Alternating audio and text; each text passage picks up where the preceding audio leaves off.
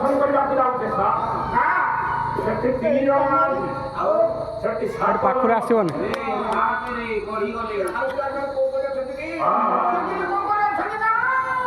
ସେଠି 7 ଜଣ ଅଛନ୍ତି କିଏ ଅଛନ୍ତି 7 ଶ୍ରୀ ଭୂ ମାଧବ ଚକ୍ରାସୁର ଚକ୍ରୀ ହଳି ଭଦ୍ରା କେତେ ଗଣିବୁ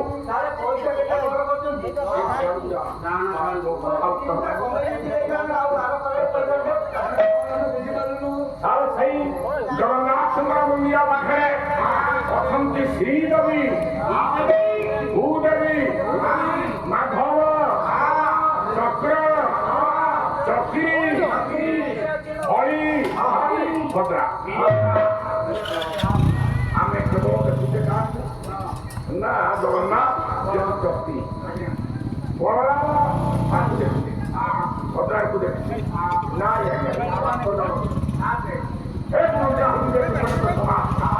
ଖାଲି ଏତିକି ନୁହଁ ଆଜ୍ଞା ଆପଣ ଜଗନ୍ନାଥ ମନ୍ଦିର ତାହେଲେ କାହାକୁ ଦେଖୁଛନ୍ତି ନା ଜଗନ୍ନାଥଙ୍କୁ ଦେଖୁଛନ୍ତି କିଏ କହୁଛି ବଳଭଦ୍ରଙ୍କୁ ଦେଖିବାକୁ ତାର କିଏ କହୁଛି ସୁଭଦ୍ରାଙ୍କୁ ଦେଖିବାକୁ ତାର ଖାଲି ଜଗନ୍ନାଥଙ୍କୁ କାହିଁକି ଏ ଗୁଣଗ୍ରାହୀ ସଜ୍ଜନ ମଣ୍ଡଳୀ ମୁଁ ଏତିକି କହିଲି ଆଜ୍ଞା ଏଇ ଜଗନ୍ନାଥଙ୍କ ପାଖରେ ସମସ୍ତେ ଅଛନ୍ତି କେହି ବୁଝିଲେ ଆଜ୍ଞା ହେଲା କହିଲେ ତୁ ଜଗନ୍ନାଥ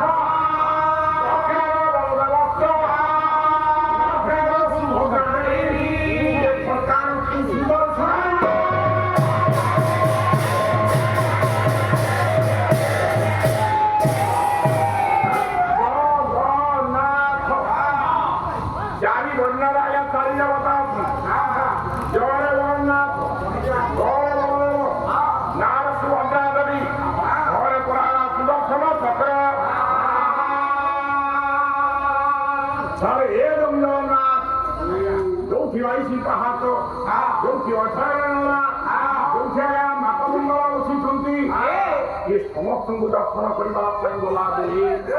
ଆମେ ଭାବେ ଯେ ଆମ ଜୀବନ ଧନ୍ୟ ହେଇଗଲା ଗୋଟାଏ କଥା କହୁଛି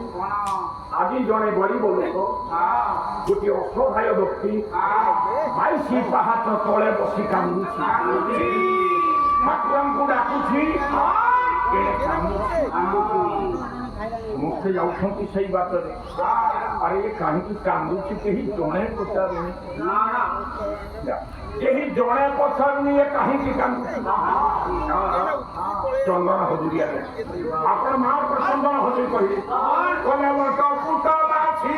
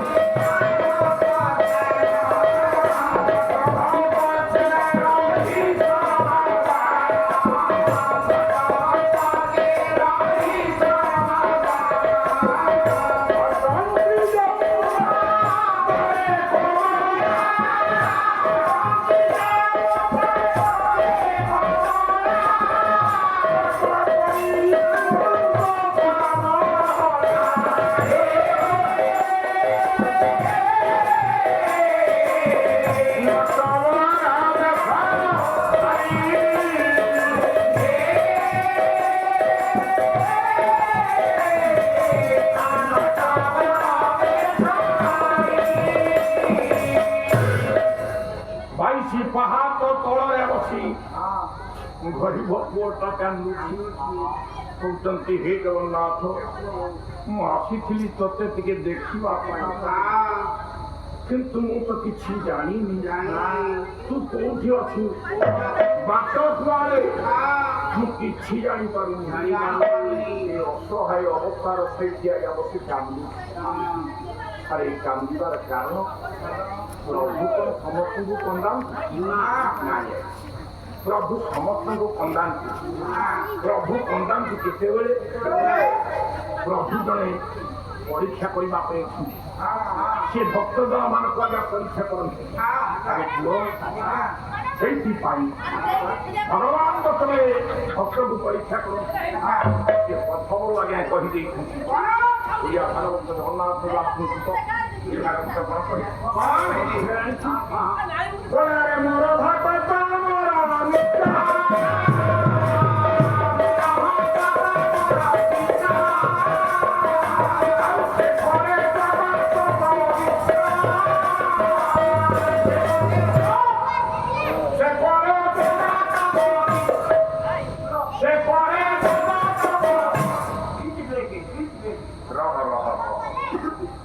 ଆଜ୍ଞା ମୋ ଭକ୍ତ ହଉଛି ମୋର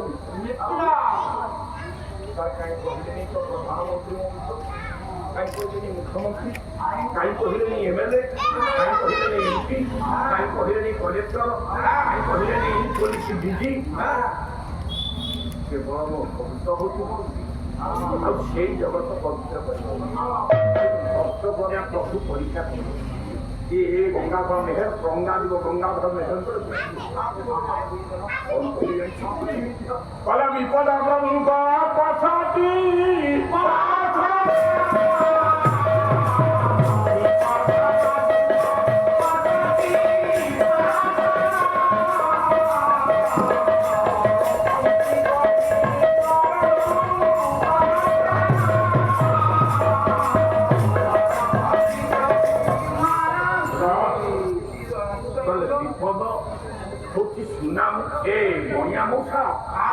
ସୁନାକୁ ପରୀକ୍ଷା କରିବା ପାଇଁ ଗୋଟେ ପଦ୍ଧତି ସୁନା ନେଇ ଆପଣ ତା ପାଖରେ ପହଞ୍ଚିବେ ସେଇ ପଦ୍ଧତି ପଥରେ ସେ ତାପରେ କହିବ ଏଟା ଭଲ ସୁନା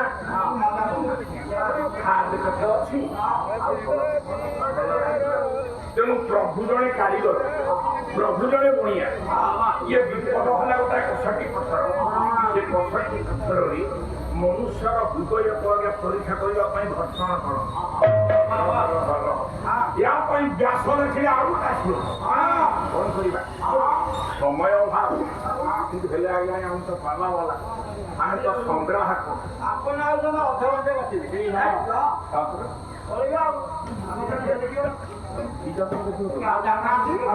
ଯାତ୍ରା କିଏ ଦେଖୁଛି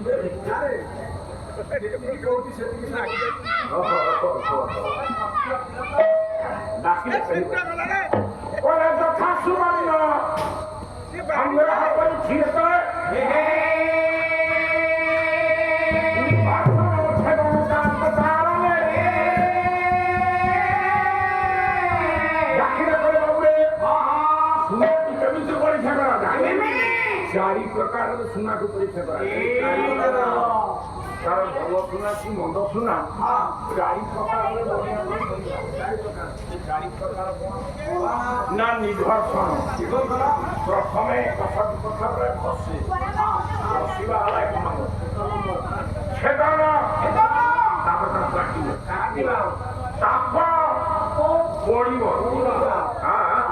निर्भरषण छेदन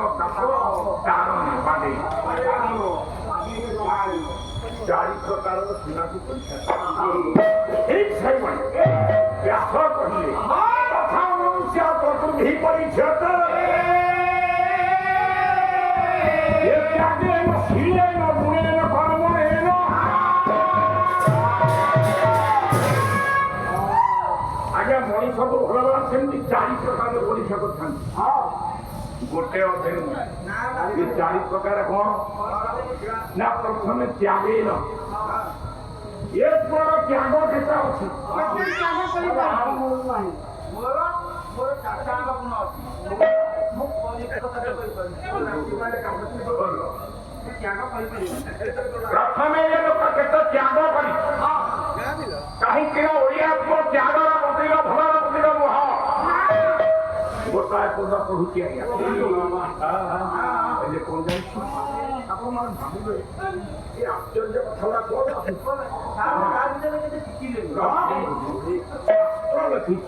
मु शिखी मु तो बड़ा मूर्ख मु शिखी ना गोटाए कथा ये पिला भावया सरे करिया मृत्यु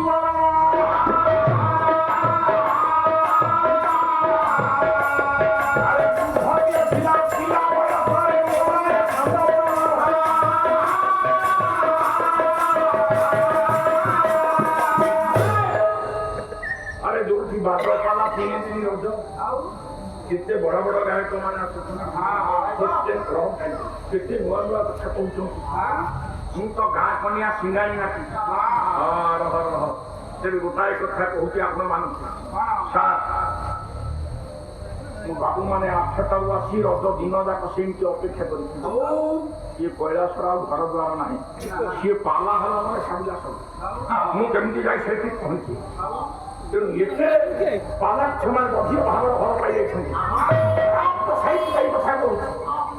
ପିଲାଟିଏ ଥିଲା କହିଲା ମୃତ୍ୟୁବାଣ ଗୋଟେ ପିଲା ଥିଲା ସିଏ ବୁଢା ବୟସରେ ମଲା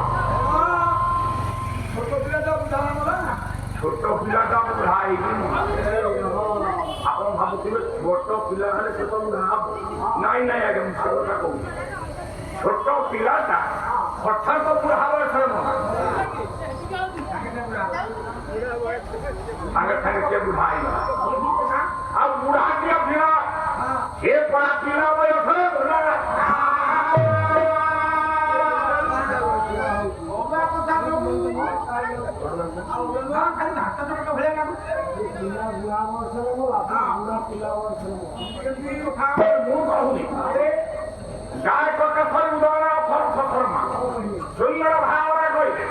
ସେ ପିଲାଟିଏ ଥିଲା ବୁଢା ବୟସରେ ମଲା ସେ ପିଲାଟି ସାରେ ଆମ ଗାଁ ପାଖ ଲୋକ ସେ ପିଲାଟା କିନ୍ତୁ ମଲା ବୁଢା ବୟସରେ ସେ ଏମିତି କର୍ମ କଣାନ୍ତି ବୁଢା ବୟସ ନୁହେଁ ଆଉ ସେ କର୍ମ କଣ କିରେ 12 ବର୍ଷର ରାମା ଜାତି ଭାଇଙ୍କ ପାଇଁ ଦେଉଳ ପଡ଼ିଲା ପିଲାଟା ପିଲା ସେ ବୁଢା ବୟସରେ ମଲା କୀର୍ତ୍ତି ରଖିଦେଲା ଯାହାର ଯଶ କୀର୍ତ୍ତି ନାହିଁ ସେ ଆଜ୍ଞା ବୁଢା ହେଇପାରିବ ରହ ତେଣୁ ଏ ବୃଦ୍ଧଟିଏ ଥିଲା ପିଲା ବୟସରେ ମୃତ୍ୟୁବରଣ କଲା ଆରେ ଏ ବୁଢାଟିଏ ପିଲା ବୟସରେ କାହିଁକି ମୃତ୍ୟୁବରଣ କଲା ନା ଯୋଉ ବୁଢା ଜୀବନ କାଳ ଭିତରେ ଯଶ ନାହିଁ କୀର୍ତ୍ତି ନାହିଁ ଭଲ ନାହିଁ ମନ୍ଦ ନାହିଁ ସେ ଯେତେବେଳେ ମଲା କଲେ ଜାଣିବା ପିଲାଟା ମଲା ତାର କୌଣସି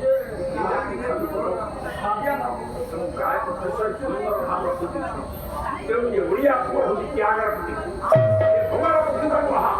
ତେଣୁ ମୁଁ ଆପଣମାନଙ୍କୁ କହିଲି ସେଇ ଗୋଟିଏ କଥା କହୁଛି ଆଜ୍ଞା ଆପଣମାନେ ଯେତେବେଳେ ଦୁଇ କ୍ଷେତ୍ରକୁ ଯିବେ ଇଏ କଣ ତ୍ୟାଗ ଇଏ କଣ ଗାଇଛି ଜୀବନ କାଳ ଭିତରେ କଣ ସେ ଦେଇଛି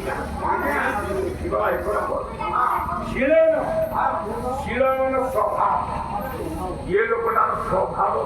କଣ ପ୍ରକୃତି କଣ ଏଇଟା ଏଇ ହିସାବରେ ତ ପରୀକ୍ଷା କଣ ଗୁଣେ କଣ ଗୁଣ ଏ ଲୋକଟାର ଅଛି ଭଲ ଗୁଣ ଅଛି କେତେ ମନ୍ଦ ଗୁଣ ଅଛି କେତେ କାହିଁକି ଆପଣ ଦେଖିବେ ଗୋଟାଏ ଲୋକ ତାର ଭଲ ଗୁଣ ନେଇକିରି ଯିବ ମନ୍ଦ ଗୁଣ ନେଇକି ତେଣୁ ଏ କଥାକୁ ଆଜ୍ଞା ଆପଣମାନେ କାଟିପାରିବେନି କେହି କାଟିପାରିବେ ତେଣୁ ସେଇଥିପାଇଁ ଆପଣ ବଞ୍ଚି ଥିବା ଭିତରେ କିଛି ଗୋଟେ ଭଲ କାମ କରନ୍ତୁ ଯାହା ପାଇଁ ଏ ଦୁନିଆ ପରା ପଛରେ ଆପଣଙ୍କୁ ହସିବ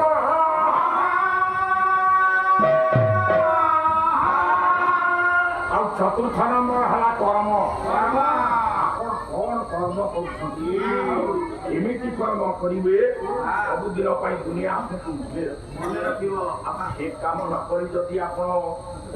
ବାବୁରେ ଗୋଟାଏ ଲୋକ ମରିଗଲା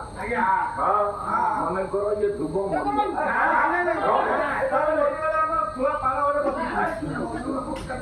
ଆରେ ଯଦି ଗୋଟେ କଥା କହୁ ମୁଁ ମରିଗଲି କାଲି ସକାଳେ ଲୋକ କହିଲେ ଯାହା ହଉ ସିଏ ମରିଗଲା ଆମ ଗାଁ ଗୋଟେ କିରା ଗଲା ଜାଣି ଆଉ ନୁହେଁ କଣ ମୁଁ ମରିଗଲି ଯଦି ଲୋକମାନେ କହିବ ଲୋକଟା କିରା ମରିଗଲା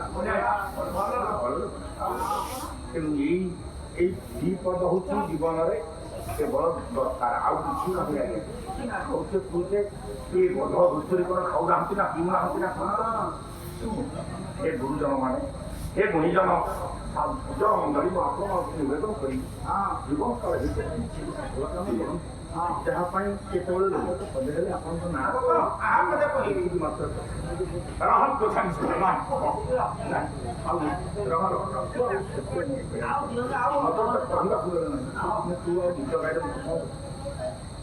ଇଏ ଗରିବ ଅସହାୟ ଲୋକଟା କାନ୍ଦୁଥିବା ଏଠି ବାହାର କଥାରେ ବସେ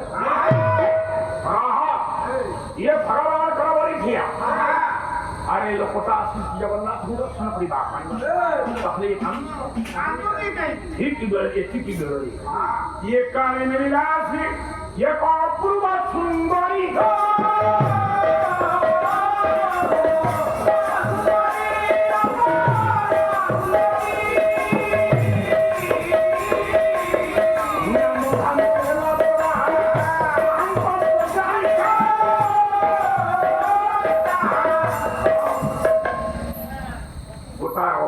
ସୁନ୍ଦରୀ ନାରୀଟିଏ ସେଭଳି ଆସି ବଡ଼ଦାଣ୍ଡରେ ପହଞ୍ଚିଲା ବଡ଼ଦାଣ୍ଡରେ ପହଞ୍ଚି 22 ପାହାଚ ଆଡ଼କୁ ଯେତେବେଳେ ଯାଉଛି ଦେଖିଲା ଗୋଟାଏ ଉତ୍ତମ ସୁନ୍ଦର ପିଲାଟିଏ ବଡ଼ ପିଲାଟା ସେତେବେଳେ କାନ୍ଦୁଛି କାହିଁକି ତେଣୁ ଇଏ ନାରୀଟି ତାରି ପାଖକୁ ଗଲା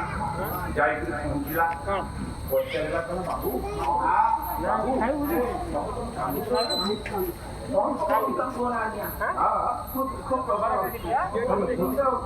ତମେ କୁଆଡ଼େ ଆସୁଥିଲ ପୁରୀ ଆସିବ ନା ଆଉ କଣ କାମ ଥିଲା ଅନ୍ୟ କାମ ଥିଲା କହିହବନି ଆଚ୍ଛା ପଡ଼ୁଛି ତ ଆରେ ପାଣି ଢାଳିଲୁନୁ ପାଣି ଭିତରେ ପଶିଗଲୁ ମୁଁ ଜଗନ୍ନାଥ ଦର୍ଶନ କରିବା ପାଇଁ ଆସିଛି କଣ କରିବୁ ମୁଁ ତ ବାଟ ଦେଖିନି ପ୍ରଭୁ କୋଉଠି ଅଛନ୍ତି ସେଇଥିପାଇଁ ଇଏ ନାରୀଟି ଚାରିଆଡ଼କୁ ଚାରିଆଡ଼କୁ ତାଙ୍କେ କହିଲା ଆରେ ହେ କିଛି ଜାଣିନି ମୁଁ ଇଏ ଯଦି ଜାଣିଥାନ୍ତା ଇଏ କଣ ଏଇଠି ବସି କାନ୍ଦୁଥାନ୍ତା ଆରେ ଜଗା ପାଇଛି ପାଞ୍ଚ ତଳେ ବସି କାନ୍ଦୁଛି ଅଥଚ କହୁଛି ମୁଁ ବାଟ ଦେଖିନି କିଛି ଜାଣିନି ସଙ୍ଗେ ସଙ୍ଗେ ସେ ନାରୀଟା କଣ କହିଲା କହିଲା କୁଆଡ଼େ ଆସିଥିଲ ତମେ ଜଗାକୁ ଦେଖିବା ପାଇଁ ଜଗନ୍ନାଥ ଦର୍ଶନ କରିବା ପାଇଁ ଆଜ୍ଞା ମହାପୁରୁଷ ଅଚ୍ୟୁତ କହିଲେ ସେ ନାରୀକୁ କହିଲା ସଙ୍ଗେ ସଙ୍ଗେ କଣ କହିଲା ଜାଣିଛ କହିଲା ଜଗନ୍ନାଥ କାନ୍ତ କୃଷ୍ଣ ପିତା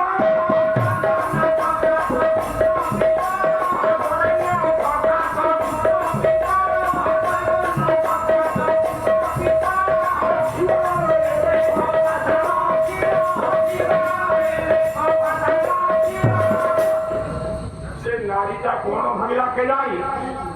एक गुणग्राही विवेक पंडित समाज से तीर बता कहला बोला तुम कोई जगह पूजो ये झगड़ा झगड़ा काटो ये काटुटा कौन देखियो पे ये झगड़ा बहुत काठ काठटा कौन देखियो पे बोला से काठ ना से काठ खाली कोन काठ आउ हाथ नाही तार गोड़ नाही तार पादे नो कान नाही तार आखि नाही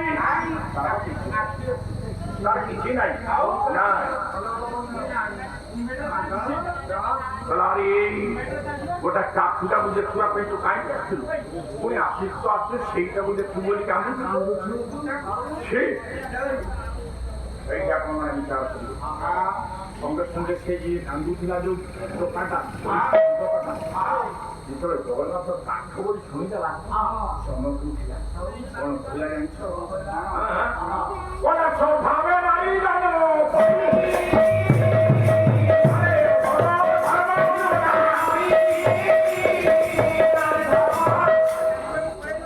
সেইଥିପାଇଁ କହନ୍ତି ନାରୀ ଜନ୍ମ ପାଇଲେ ଧର୍ମ କଣ ଅଧର୍ମ କଣ ଜାଣି ମୋ ଜଗାକୁ ନେଲା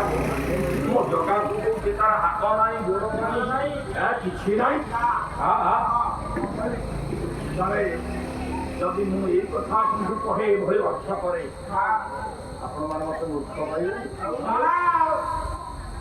କହିବେନି ମତେ ଆଜ୍ଞା ଯେତେ ନାରୀ କଣ ପାଇ ଜନ୍ମ ହେଉଛନ୍ତି କେହି ଧର୍ମ ଜାଣିନାହାନ୍ତି ତାହେଲେ ଆପଣଙ୍କର ଅନୁସୂୟା ଆପଣଙ୍କର ସୀତା ଆପଣଙ୍କର ଅହଲ୍ୟା ସେମାନେ କଣ ଧର୍ମ ଜାଣିନାହାନ୍ତି ଦ୍ରୌପଦୀ ସେମାନେ କଣ ଧର୍ମ ଜାଣିନାହାନ୍ତି ତାହେଲେ ତାହେଲେ ପଦକାର ଠିକ ଠିକ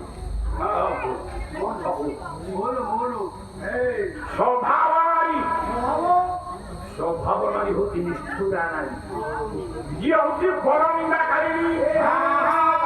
তাকে পরিণত স্বভাবনারী কুহারায়।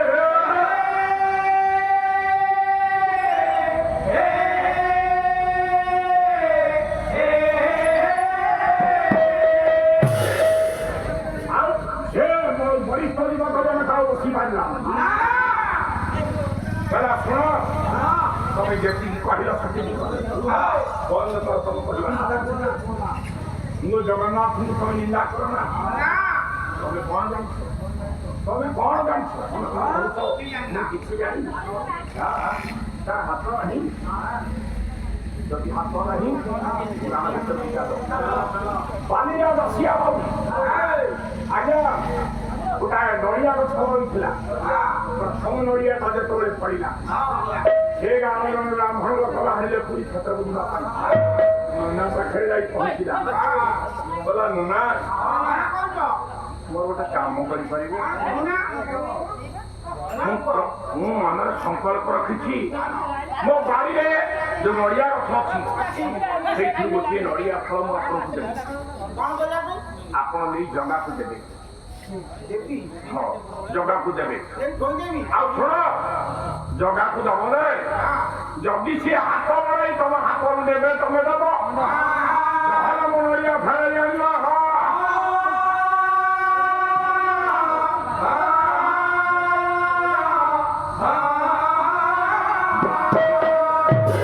ନନା ନେଇକିରି ଗଲା ନଡ଼ିଆ, ମନେ ପଡିଗଲା, କହିଲା ଆରେ ହେ ଏ ବାଉରୀ ପିଲାଟା ନଡ଼ିଆଟା ଦେଇଥିଲା। ଡାକିଲା, କହିଲା ହେ ଜଗା ତା ନଡ଼ିଆଟା ମୋର ରହିଗଲା ପାଖରେ, ନଡ଼ିଆଟା ନେ। ହଁ ଆଉ ଗୋଟେ କଥା, ନବୁ ଯେ ଯଦି ତୁ ହାତ ବଢେଇକି ମୋ ହାତରୁ ନବୁ ତାହେଲେ ଦେବି, ଫେରିନି। ତାହେଲେ କହିକି ଏତିକି ଆସୁନା ଟିକେ ହାତ ଯୋଡ଼ିଦେଲା ନନା। ଆରେ ହେ ବାବୁ କେ କାଟିଆ କଣ ଜାଣିଛୁ କି ଜଗନ୍ନାଥ ଶୁଣିଥିଲି ତାଙ୍କର ହାତ ନାହିଁ, ଦେଖୁଛି ହାତ ନାହିଁ, କିନ୍ତୁ ସେ ହାତ ବଢେଇକି ନେଇଯାଏ। ଗୋଟାଏ କଥା କହୁଛି, ଆମେ ଚର୍ମ ଆଖିରେ ତାକୁ ଦେଖିପାରିବା ନାହିଁ, ଚର୍ମ ଆଖିରେ ତାକୁ ଦେଖିପାରିବା ନାହିଁ। ଦିବ୍ୟ ଚକ୍ଷୁ ବଳରେ ଯେତେବେଳେ ଆମେ ଚାହିଁବା ସେତେବେଳେ ଜଗନ୍ନାଥଙ୍କ ସବୁ ଅବୟବ ଆମେ ଦେଖିପାରିବା। କହିଲେ ଆଜ୍ଞା ହାତ ନାହିଁ, আর যদি এটি এত ନାହିଁ ଆଉ ଯୋଉଦିନ ଆଜ୍ଞା ପୁରୁଷୋତ୍ତମ ଦେବ ହାରିଗଲେ ସର୍ବ ନରସିଂହ ଦେବଙ୍କ ଠାରୁ, ରାଜାଙ୍କ ଠାରୁ ହାରିଗଲେ, ଦ୍ୱିତୀୟ ଥର ଯେତେବେଳେ ଆସି କହିଲେ ପ୍ରଭୁ ହାରିଗଲି, ଜଗା ଭଳିଆ ଦି ଭାଇ କହିଲେ ସ୍ୱପ୍ନରେ, କହିଲେ ତୁ ଚାଲ ଆଗେ আমি যাও। রাজা চালি, কিন্তু রাজা ଯିବା ପୂର୍ବରୁ ଧଳା କଳା ଘୋଡ଼ା ଧରି ଦି ଭାଇଯାକ ବାହାରିଗଲେ। ବାଟରେ ମାଣିକା ବସିଛି, ଗୋଟାଏ ବହୁତ ମାଣିକା ଗଲେ ପହଞ୍ଚିଗଲେ, କାଳିଆ ତ ଭାରି ଓଡିଆ, ଲବଣୀ ବହି ଖାଇତା ନିଶା ଛାଡ଼ିନି। ଦେଖିଗଲା କହିଲା ଭାଇ ये झटी दोही ऐसा दोही ये मेरे को ग्राम बुद्धि दोही खाया उनके पदे ये हाथों को हो बढ़ी दे, ये हाथों या को बढ़ी दे, मानिका दोही खाई नला, ये हाथों दोही ଆଉ କହିବା ତାଙ୍କର ପାକୁଲି ନାହିଁ, ତାହେଲେ ରତ୍ନ ମୁଣ୍ଡିଟା କୁ କାଟିଲେ ଆଉ ଆମ ପାଖରେ କିଛି ନାହିଁ,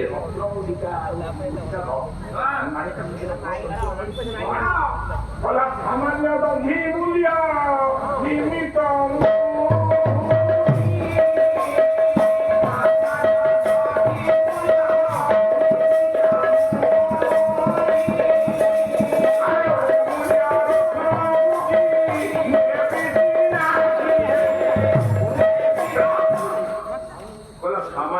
ମୋର କେତେଟା ପଇସା ତମ ଏ ଅମୂଲ୍ୟ ରତ୍ନ ନେବି। না তাহলে তুই যদি আমার অক্ষমতি নবুনু তাহলে আমি যাও বলা তুমি যাইপারি খাইতে মানে ମୁଁ ବୁଝ ତମେ ପଳେଇବ କୁଆଡେ କହିଲା ତମେ ଆଉ କଣ ଅଛି ଆମ ପାଖରେ ଆମେ ଦବୁ ନା ତମେ ଦି ଭାଇଯାକ ବନ୍ଧା ରଜା ଆସିଲେ ରଜା ମୋ ଗାଉନା ଦେଲେ ତମେ ଘରୁଆରେ ପଡ଼ିଲେ ଦି ଭାଇଯାକ କାଳିଆ ଜଗନ୍ନାଥ ଆଗେ କହିଲେ କହିଲେ ହେ ମାଣିକା ତୁ ଯଦି ବନ୍ଧା ରଖିବୁ ମୋ ଭାଇ ତୁ ମୋ ବଡ ଭାଇ ତୁ କାହିଁକି ରଖିବୁ ଯେ ଆଉ ଇଏ ଦିନକୁ ଦାନା ବନ୍ଧା କରୁଟି ଚାରି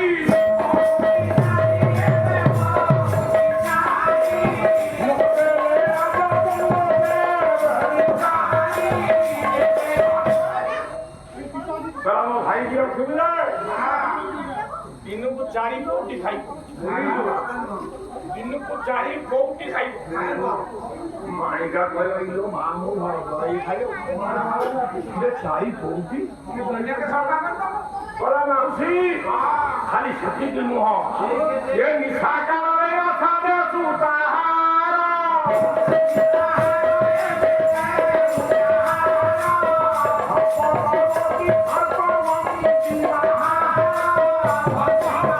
बहुत बुरा फाजिल तू खाए की चौड़े में देखो खड़ा नहीं तू से सब मेजरमेंट कर लिया ये पड़ा है ठीक चल अब माणिका कोइला इलो मा ये नहीं मोर याकू बंधार कर ये जा कोइला बंधा तू तोते काया मु बंधार मुझे रखीबो कोइला करारे कानिया तू बोलिया हां ये साथीए बहुती यारनी क्या भरा कलाओ से कालिए को क्यों मुसरा 4 कोटी खाउदे पर 6 फाटिए कोटी बोले नहीं मोर और किछि दरकार ए बाबू जो मुदिका देखलो सेई मुदिका गोटे दे जाऊ राजा आसुचन हम देखै दिने सब दियो को कार परिवार उद्देश्य होला जोगी हापे न थिला दही खाइले जोगी अंगुली न थिला मुदी काढी की देले के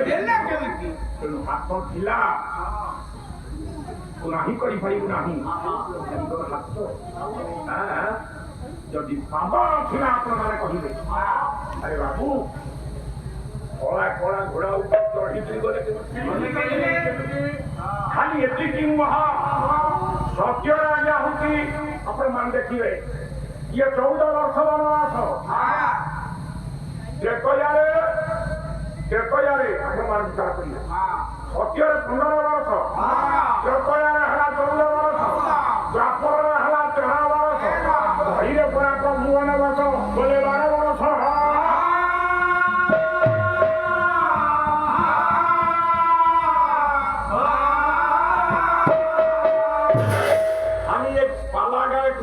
आपण को मने पकई दउ सारे 12 वर्ष अग्नि छड़ा हो गेले तो जगह बढ़िया पापरे चाली चाली बोले पादर छोटो गाड़ी गला पादर तो नथिला चाली गिरी आउतले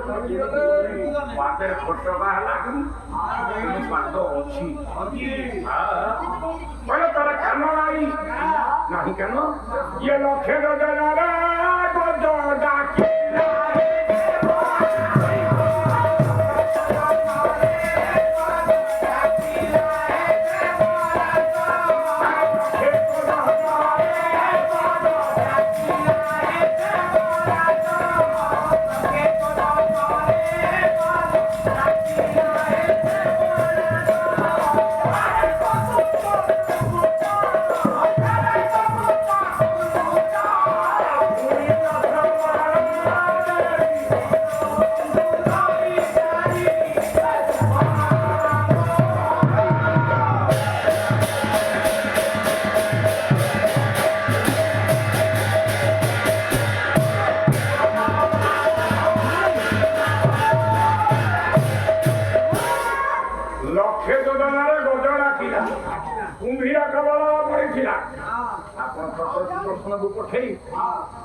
काटिले गजू काटे कुंभीर को काटिले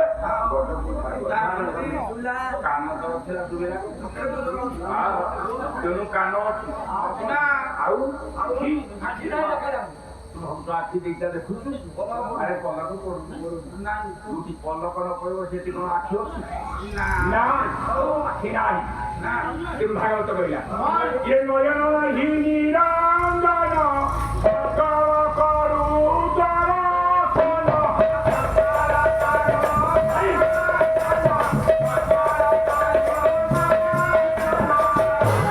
ଆଖି ନାହିଁ କିନ୍ତୁ ସବୁ ଦେଖୁଛୁ ଜଗା ସବୁ ଦେଖୁଛି ତେଣୁ ଆଖି ତେଣୁ ତୁ କଣ କହୁଛୁ କାଠ ତୁ କଣ କହୁଛୁ କାଠ ରହ ସେ ଟୋକା ଜଣକ କହିଲା ତାର ଟୋକା କିଏ ଜାଣିଛନ୍ତି ସେ ସ୍ତ୍ରୀ ଲୋକଟା ପଚାରିଲା କହିଲା ହେଇ ବାବୁ ତମେ କାନ୍ଦୁଥିଲ ତୁମେ କଣ ଏତେ କଥା କହୁଛ ଆରେ ବାବୁ ତୁମେ କିଏ ନା ମୋ ଘର ହେଲା এই পুরী জেলা নিমাপড়া ইয়েরবন্ধ গ্রাম গোটাଏ হচ্ছে ইয়ে সম্ভ্রান্ত পরিবারর পুଅ ମୋ ବାପା ନା ପରା ସମନାଥ ଦାସ ମହାପାତ୍ର ମୋ ନା ବଳିଆ ମୁଁ କରଣ ଘରର ପୁଅ ମୋ ନା ବଳିଆ ତୁ କଣ ଏତେ କଥା କହୁଛୁ ସେଇଠି ପୁଣି ସେ ଝିଅଟା କହିଲା କହିଲା ବାବୁରେ ତମେ ଯଦି ସବୁ ଜାଣିଛ ତାହେଲେ କାଠ ତ ନୁହଁ ଭଲ ଟିକେ ତାଙ୍କୁ ଚଲେଇବ କହିଲାରେ ମୁଁ ତ ତାଙ୍କୁ ଦେଖିନି କିନ୍ତୁ ଶୁଣିଛି ତାଙ୍କୁ କହିଲା କହନ୍ତି ଦାରୁ ବ୍ରହ୍ମ ତାର ଦାରୁ ବ୍ରହ୍ମ କର ନା ଦାରୁରେ ବ୍ରହ୍ମ ଦାରୁ କହିଲେ କାଠ କାଠ ଭିତରେ ବ୍ରହ୍ମକୁ ସ୍ଥାପନ କରିବା ହେଲା ଦାରୁ ଆରେ ପୁଅ ବ୍ରହ୍ମ କଣ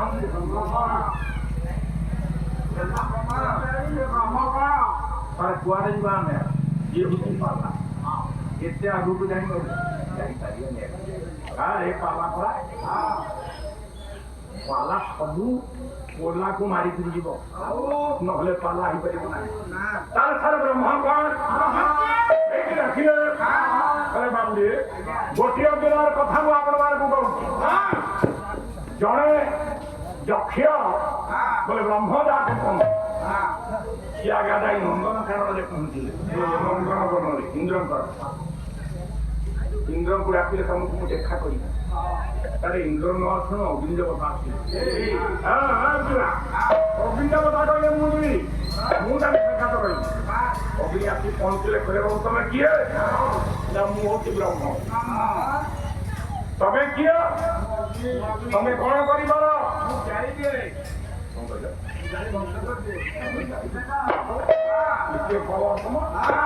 ଏ ଆଗରେ ପଡ଼ିଥିଲା ଖଣ୍ଡେ ଶୁଖିଲା ଘାସ କହିଲେ ଏଇ ଘାସଟା ଉଠି ତାର ଯେତେ ଚେଷ୍ଟା କଲେ ଘାସ ରହିଲା ଲାଜର ମୁହଁକୁ ତଳକୁ ପତି ପଳା ଦେବତା ପଳେଇଲେ ଆସିଲେ ପବନ ଦେବତା ପଚାରିଲେ ତମେ କିଏ ନା ମୁଁ ପବନ ତମେ କଣ କରିପାର ମୁଁ ଚାହିଁଲେ କୋଉଠେ ନେଇଯିବି ଆରେ ସୁନାମି ସୃଷ୍ଟି କରିଦେବି ହଁ କିଛି ପାୱାର ତମ ଏଇ ଶୁଖିଲା ଘାସ ଖଣ୍ଡ ପଡ଼ିଛି ତାକୁ ଉଠେଇ ଯେତେ ଚେଷ୍ଟା କଲା ସାର୍ ଆପଣମାନେ ବିଚାର କର ମୁଁ ଆଉ ଖର୍ଚ୍ଚ ଗାଇବା ପାଇଁ ସମୟ ନାହିଁ କଥା କରିଦେଉଛି ସାରେ ଇଏ ଉଠେଇ ପାରିଲେନି କାହିଁକି ନା ଯୋଉ ଶକ୍ତି ବଳରେ ଆଜ୍ଞା ସିଏ ନିଆଁ ଜାଳି ପଡି ବାଉଁଶ କରିଦିଏ ଯୋଉ ଶକ୍ତି ବଳରେ ପବନ ଉଡେଇ ଦିଏ ସେଇ ଶକ୍ତିର ନାମ ହଉଛି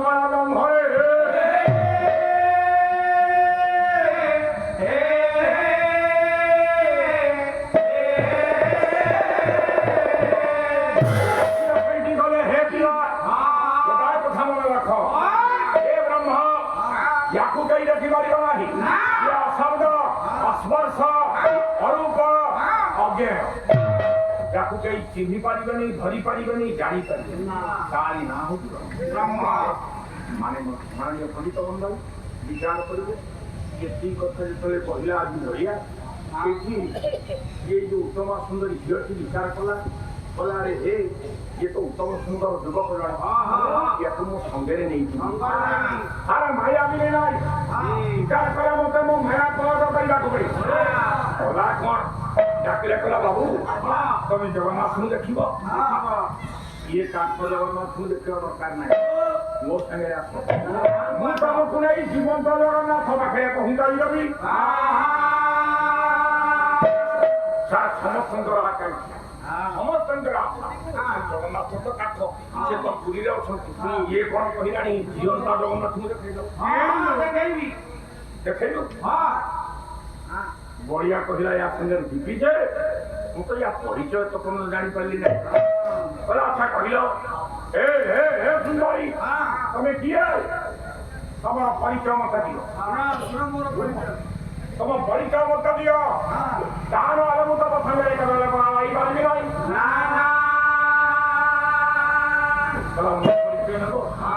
ମୋ ଘର ହେଲା ପୁରୀ ଜିଲ୍ଲାର ଜୁଡ଼ଙ୍ଗ ସାହି ମୋ ନାଁ ହେଲା ପରା ଯମୁନା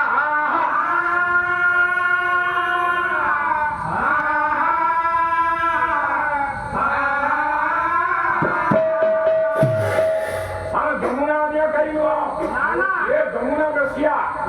ସାର୍ ବେଶିଆ କିଏ ଯମୁନା ଚିନ୍ତା କଲା କହିଲା ଏ ତ ଉତ୍ତମ ସୁନ୍ଦର ପୁଅଟିଏ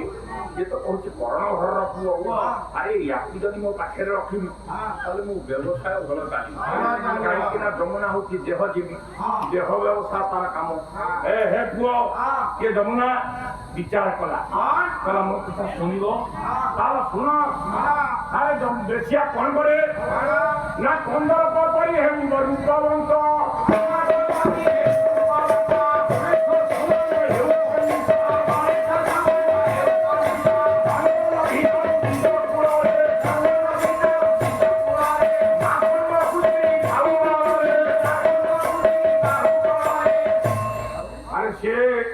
ବ୍ରାହ୍ମଣ ଘର ପୁଅ ହେଇପାରିଥାଏ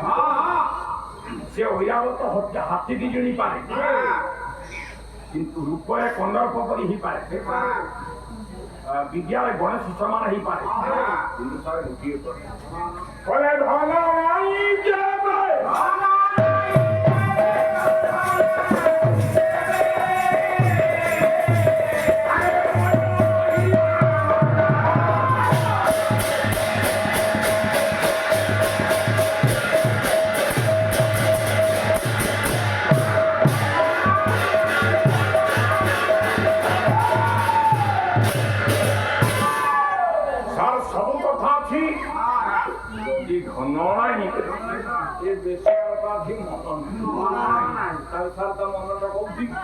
ନା ଜାତିରେ ହାଇ ହେବୁ ପଛ ହେବେ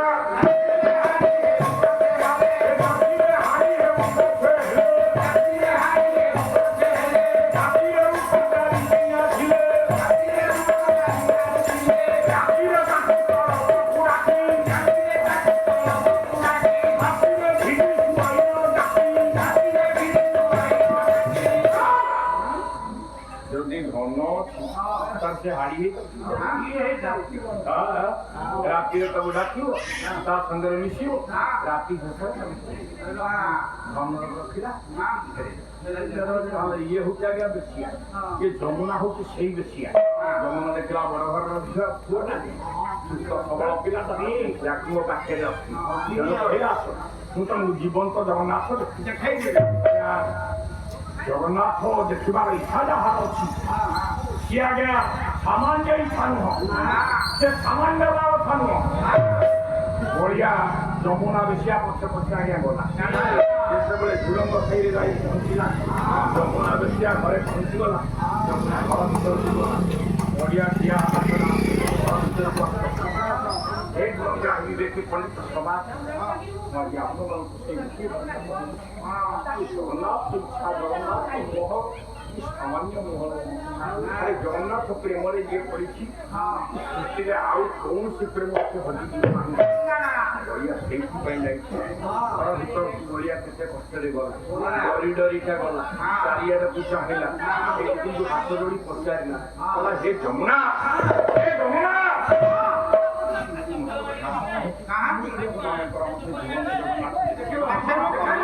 हे माननीय सदन मंडली ମୁଁ ଆପଣମାନଙ୍କୁ ଗୋଟିଏ କଥା କହିବି ଦେଖନ୍ତୁ ଆଜ୍ଞା ଇଏ ତ ଯମୁନା ବେଶିଆ ସଙ୍ଗେ ସଙ୍ଗେ ନିଜ ଛାତି ଉପରେ ଲୁଗାକୁ ଗାଧିଦେବା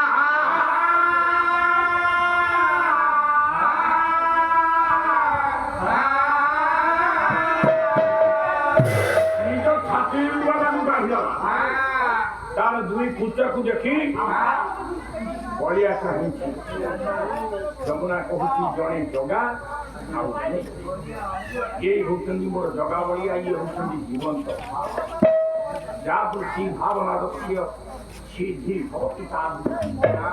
ଜଗନ୍ନାଥ ଦେଖିଲେ ବଳିଆ ଦେଖିଲା କଲା ଆରେ ପ୍ରଭୁ ଜଗନ୍ନାଥ ଫୁଲମାଳ ଯିଏ ନେଇକି ଯାଇଥିଲା ସେ ଫୁଲମାଳ ସବୁ ଗଳରେ ଲମ୍ବେଇ ଗାଈ ଉପରେ ଲମ୍ବେଇ ମୁଣ୍ଡିଆ ଟିକେ ମାରିଲା ବଳିଆ କହିଲା ଜଗନ୍ନାଥ ଶଙ୍କରାଚାର୍ଯ୍ୟଙ୍କର ଆଖି ଖେଳ କରୁଛୁ କଦାଚିତ୍ ଖଣ୍ଡିତ କରିଦିଅ ସଙ୍ଗୀତ କରାବ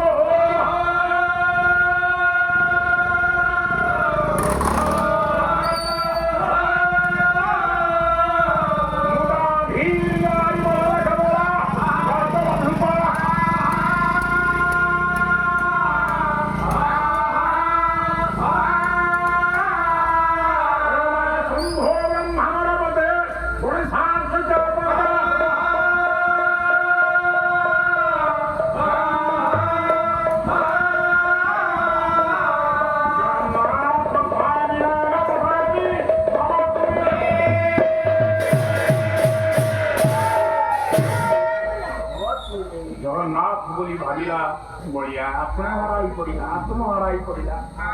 मुंडिया किए मारिला कहला हे प्रभु मुझे दिन आज तुमको देखिली एते दिन आज मुझे तुमको सब देखा सुजोग पाइली आपण मैंने विचार करेंगे सीना बड़िया एमती भावुँ काले बड़िया छाड़िक पड़े आसले भगवान जगन्नाथ डाकिले मदन को 15 को डाकिले कहले अरे पुओ टिके बड़िया को जमुना संगे मिसई पारिबु जेतले 15 को कहले 15 टका एटा पर मो बाहातर पारिबिनी मो पर केते जुलिसी मुनिर मान पर खर्च भूमि देछि कोन कहला लेछि राधानाथ आप मान चंद्र भया काय पड़ो भला की जजरे कदासी करे काटे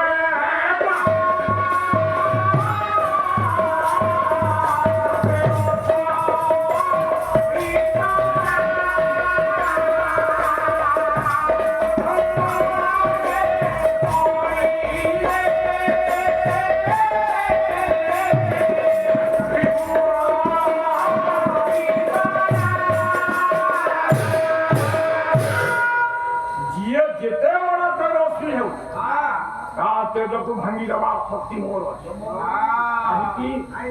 सारे तारा 5टा स्वर फूल स्वर 5टा अश्वता मनोरंजनचा पंचा नमवारिका नीलोत्पल पंचयेत एकानु स्वर प्रहारिका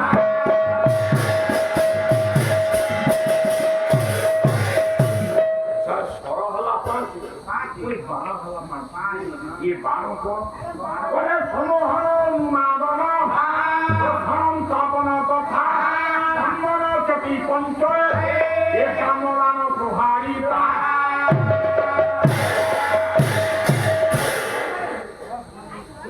संगे संगे मोदन कला को समोहन बण तक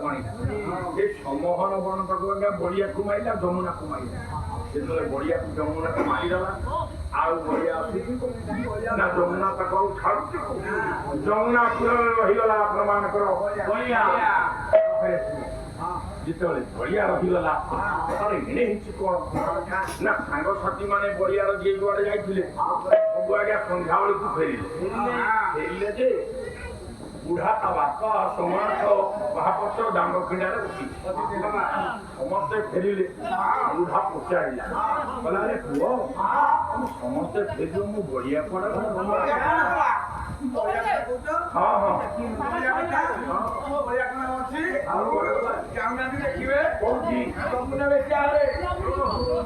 बुढ़ा समझ बढ़िया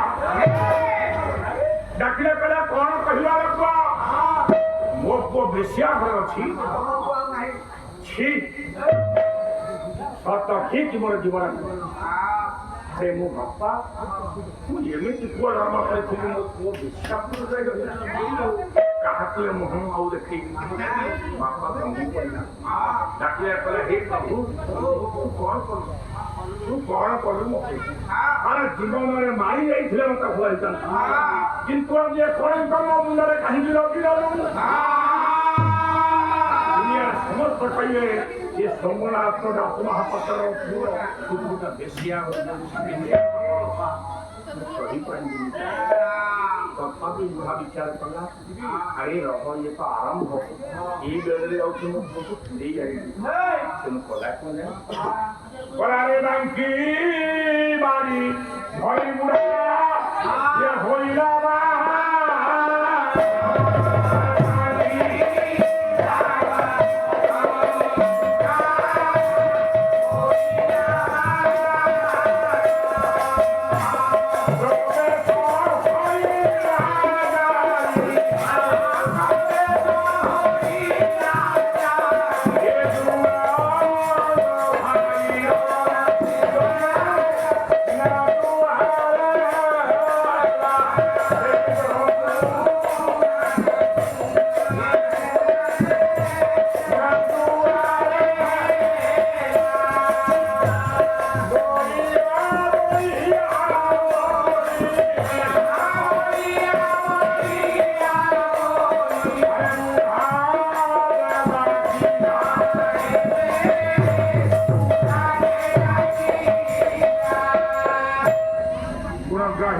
পণ্ডিত সভা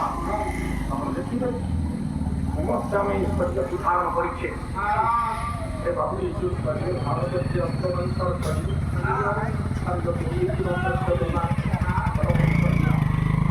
যদি আগে ভুল করে গলা কথা কହୁଛି ଏ ଭଲ ଏଇଠି ତାହେଲେ ମନ୍ଦ କେମିତି ହୁଏ ମଣିଷ ଭଲ କେମିତି ହୁଏ ନା ଆଜ୍ଞା କର୍ମ ତାକୁ ଭଲ କରିଦିଏ ନହେଲେ କର୍ମ ତାକୁ ମନ୍ଦ କରି ଆପଣ ଯେମିତି କର୍ମ କରିବେ ସେମିତି ଫଳ ପାଇବେ ଆପଣଙ୍କର ଡକ୍ଟର ମାୟାଧର କହିଲେ ବାବୁରେ ଇଏ ଦେଖି ଚାହିଁ କରି ସଂସାର ତଳ ଦେଖି ଚାହିଁ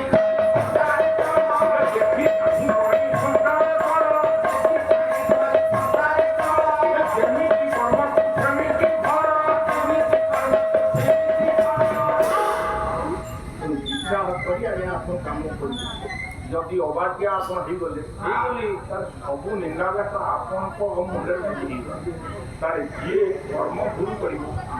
ସିଏ ଆଜ୍ଞା ଦଣ୍ଡ ପାଇବ ସମସ୍ତେ ଦଣ୍ଡ ଭୁଲ କରିବେ ଏଇଥିପାଇଁ ଗୋଟେ ଛୋଟିଆ କଥା କହୁଛି ଆପଣ କିଏ କହୁଛି ଆପଣଙ୍କ ଆରେ ପିଲା ତୁ କହିବୁ ତୋର କଣ ପେଟ କଣ ହଉଛି କଣ ହଉନି ପେଟରୁ ଆଖି ଗଲାଣି ହଁ ଗଲାରେ ବାବୁରେ ଜଣେ ଲୋକ ଆଜ୍ଞା ବାଟରେ ଯାଉଛି ବାଟରେ ଗଲାବେଳେ ଦେଖିଲା ଜଣେ ବାବୁଙ୍କର ଗୋଟେ ପିଜୁଳି ବଗିଚା ପିଜୁଳି ବଗିଚାରେ ଦେଖିଲା ରାସ୍ତା କଡ଼କୁ ଗୋଟେ ଜାଲ ଘୁରି ଆସିছে ଭଲ ପିଜୁଳି ତେଣୁ ବିଚାର କଲା କଣ କରିବି ପର ଜିନିଷଟା ପର ଦ୍ରବ୍ୟକୁ ତାର ପର ଜିନିଷକୁ ଲୁହା ଭଳିଆ ଦେଖିବା ଅର୍ଥ ତାକୁ ଚାହିଁବା ଉଚିତ ନୁହଁ ଇଏ କଣ କଲା ଆଉ ଇନ୍ଦ୍ରିୟକୁ ମାନଙ୍କୁ ରଖି ପାରିଲା ତେଣୁ କଣ କଲା ହାତ ବଢେଇ ଗୋଟେ ପିଜୁଳି ଆଣିଲା ତାର ଗୋଟିଏ ଖାଉ ଖାଉ ଆଉ ଗୋଟିଏ ଆଣିଲା ଏମିତି ଯେତେବେଳେ ପେଟେ ଖାଇଲା ସେତିକି ବେଳକୁ ଆଜ୍ଞା ମାଲିକ ଆସି ପହଞ୍ଚି ଯେମିତି ମାଲିକ ଆସି ପହଞ୍ଚି କହିଲା ଆରେ ହେ ତୁ ପିଜୁଳି ଖାଉଛୁ ନା ସେ ତ ଖାଇଛୁ ମାଲିକ ଛଡା ହଁ ଖାଇଛୁ କେତେଟା ଖାଇଛୁ ନା କେତେ ଗୁଡେ ଖାଇଲେଣି ସାର୍ ସେ ଲୋକ ତ ମାଲିକ ସମସ୍ତଙ୍କ କଥା କଣ ଠିକ ଅଛି ଗଲାରେ ତ ବର୍ଷା କଣ ଏ ଗଛରେ ଉଠି ଗଲା ବାବୁ ମୋ ବୋପା କଥା କଣ କହିଲ ଝିଅ କହିଲେ ଲଗେଇଥିଲେ ମୁଁ ଖାଇବି ଖୁସିରେ ଖାଇଦେବୁ ଯାହା କହିଲା ଆଜ୍ଞା ଗୁଡ଼ାଏ ଟୁକେ ସେ ଯେତିକି ପିଜୁଳି ଖାଇଥିଲା ସେତିକି ତାଠୁ ବେଶୀ ଆହୁରି ଚାପୁଡ଼ା ଯେତେବେଳେ ବାଡ଼େଇଲା ସେତେବେଳେ ଆଜ୍ଞା ମାଡ଼ ଖାଇଲା ପରେ କାନ୍ଦି କାନ୍ଦିକା ଆସିଲା ଗୋଟାଏ କଥା ମୁଁ ଆପଣମାନଙ୍କୁ କହିବି ଇଏ କାନ୍ଦି କାନ୍ଦିକା ଆଗକୁ ଗଲା ଯେତେବେଳେ ଗଲା ଗୋଟାଏ ଜାଗାରେ ଯାଇ ବସିଲା ବସିକି ବିଚାର କଲା କହିଲା ଆଚ୍ଛା ମୁଁ ମାଡ଼ ଖାଇଲି କାହିଁକି କହିଲା ବାବୁରେ ଏ ରହ ମାଡ଼ ଖାଇଲା ତାର ପିଠି ମାଡ଼ କାହିଁ ଖାଇଲା ବିଚାର କଲା ଏଇ ହାତ ଯାଇ ପିଜୁଳି ତୋଳିଲା ତା ହାତ କ'ଣ ଖାଇବ ଖାଇବ ପାଟି ଖାଇବ ତାର ପାଟି ଖାଇବ ପାଟି ଯେତେବେଳେ ପାଟିକି ନେଲା ପାଟିରେ କ'ଣ ଖାଦ୍ୟ ପିଜୁଳି ରହିବ ସେ ପେଟକୁ ଗଲା ତାର ପେଟରେ କ'ଣ ରହିବ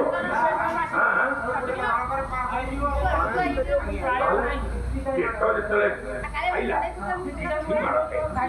ପିଠି ଯେତେବେଳେ ମାଡ଼ ଖାଇଲା ଆପଣ ଦେଖନ୍ତୁ ପିଠିରେ କ'ଣ ପାଣି ପଡ଼ିବ ପାଣି କୋଉଠି ପଡ଼ିଲା ଖାଇଲା ମୂଳ କଲେ ଆପଣ ଦେଖନ୍ତୁ ଦେଖିଲା କିଏ ଆଖି ଦେଖିଲା ବୋଲି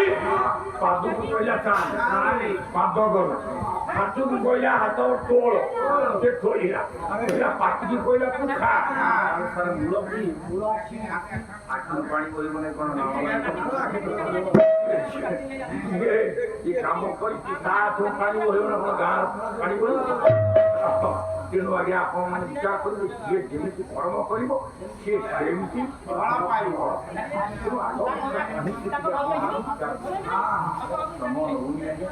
କାହିଁକି ସମୟ ମୋତେ ତ ସେତିକି ଦିଆଯାଇନି ଅଞ୍ଚଳ ସାରିବ ବୋଲି କଥା ପଡ଼ିଛି ହଉ ଏ ବୁଢ଼ା ସେଇଠି କାନ୍ଦି କାନ୍ଦିକା ବାଙ୍କୁ ବାଡ଼ିକି ଧରିକିରି ଯାଇ ପହଞ୍ଚିଲା ଝୁଡ଼ଙ୍ଗ ସାହି ଯମୁନା ବେଶ୍ୟା ଦ୍ୱାର ଠିଆ ହେଇକି ଡାକିଲା ବଳିଆ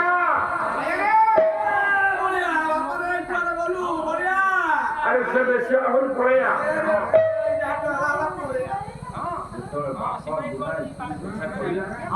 ଯମୁନା ସେଇଠି ଡାକିଲା କହିଲା ହେ ବଳିଆ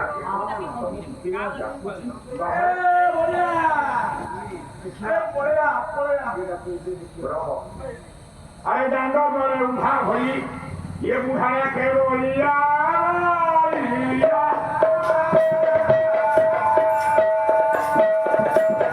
अरे डांडो तोड़े उठा ये तोड़े बुढ़ा भलिया भलिया डाकुची वो घरे थाई कहे डाकुची हो या डाकुची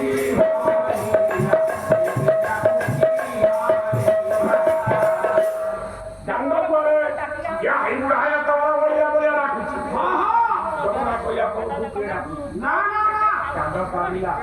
କାନ ପାରିକି ଜାଣିଲା ପରେ କଳା ଯମୁନା ସିଏ ଆଉ କେହି ସିଏ ପ୍ରାଣ ହରିଆ ଡାକୁଛି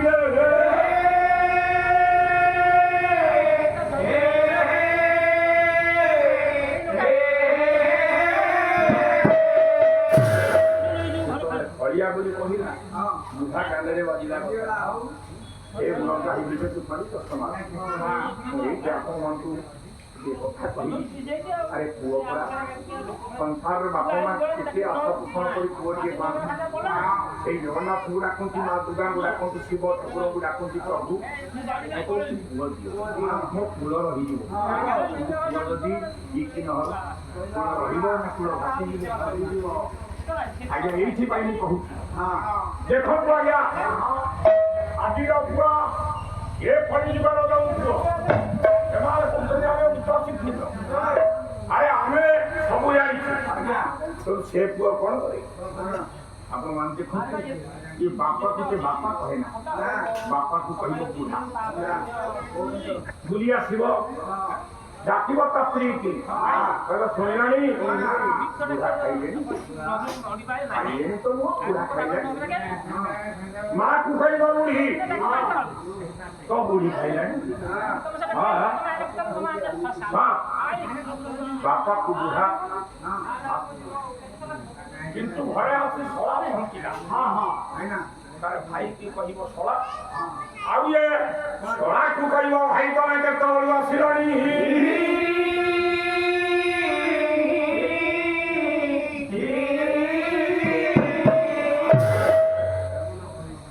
ଆରେ ଶଶୁରାକୁ ଶୁଣ ଲୁଙ୍ଗି ପିନ୍ଧିଯିବ ତାକି ଯଦି ପଛାକୁ ମାରିବ ନଈ ପଡିକିରି ଶ୍ୱଶୁର ବୁଢାକୁ କହିବ ଖାଇବା ଫୁଟିନ ଆଉ ଶାଶୁ ବୁଢୀକି କହିବ ବୋଉ କେତେବେଳେ ତମେ ଆସିଲଣି ଆରେ ବୋଉ ମା ହେଲା ବୁଢୀ ଆଉ ଏ ଶାଶୁ ହଉଛି ବୋଉ ସତେ ଯେମିତି ଏ ପୁଅକୁ ଦୁଧ ଭାତ ଏଇ କହିବାର ପୁଅ ଆଜି କିଛି ବୁଝିପାରୁନାହାନ୍ତି ସମସ୍ତେ ଏମିତି ଉଲଟାନ୍ତି ସେଇଥିରୁ ଗୋଟିଏ ପୁଅ ହଉଛି ବଳିଆ ରାଖିଲା କଲା ହେ ତମୁନା ହେ ପରା ଆମ ଘରର ଭଳିଆ ରାଖୁଛି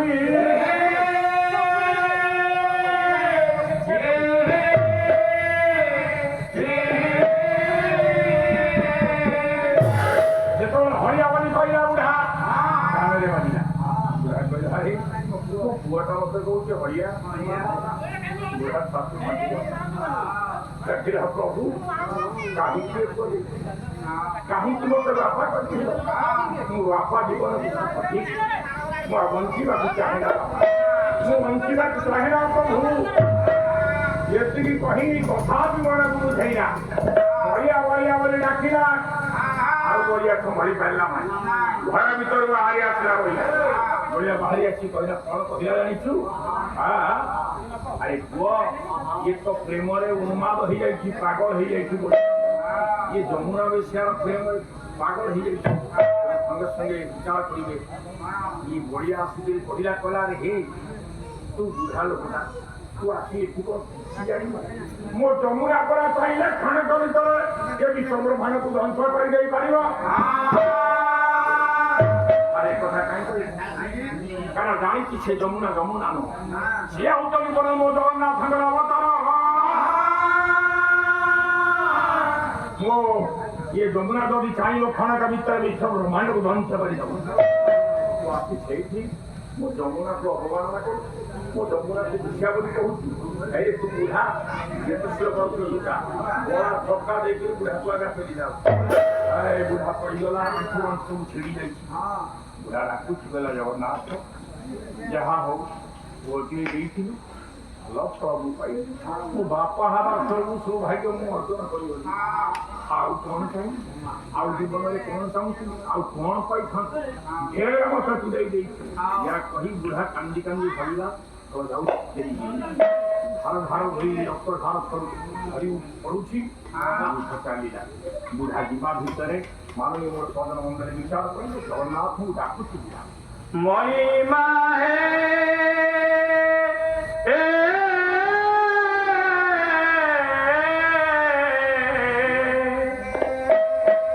ଏତିକି ମାଗୁଣି ମୋର ଏତିକି ମାଗୁଣି ମୋର ମଣିମା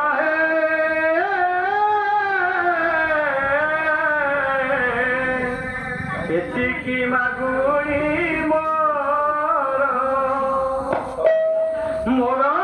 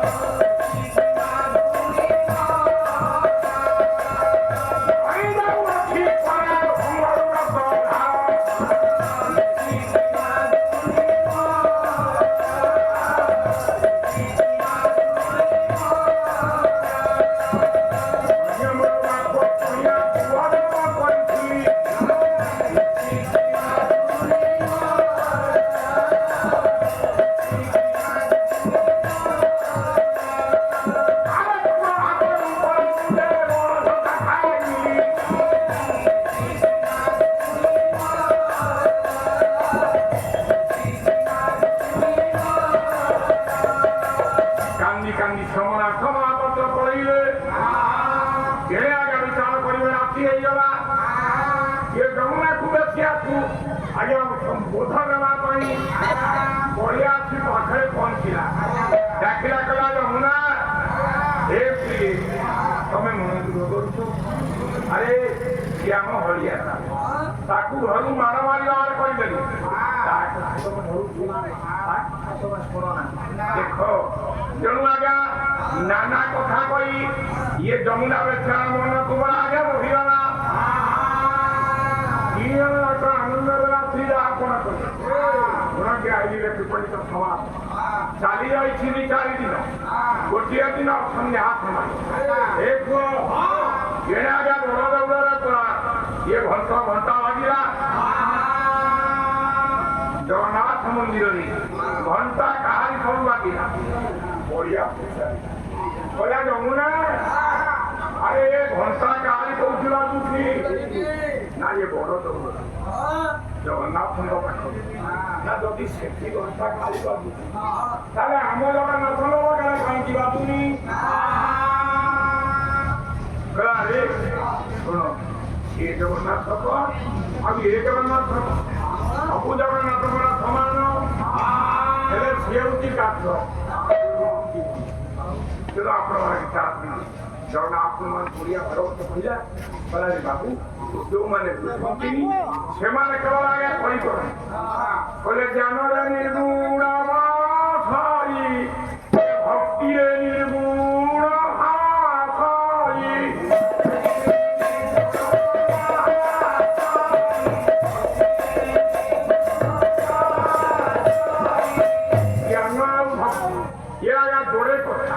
জ্ঞানরে যাহা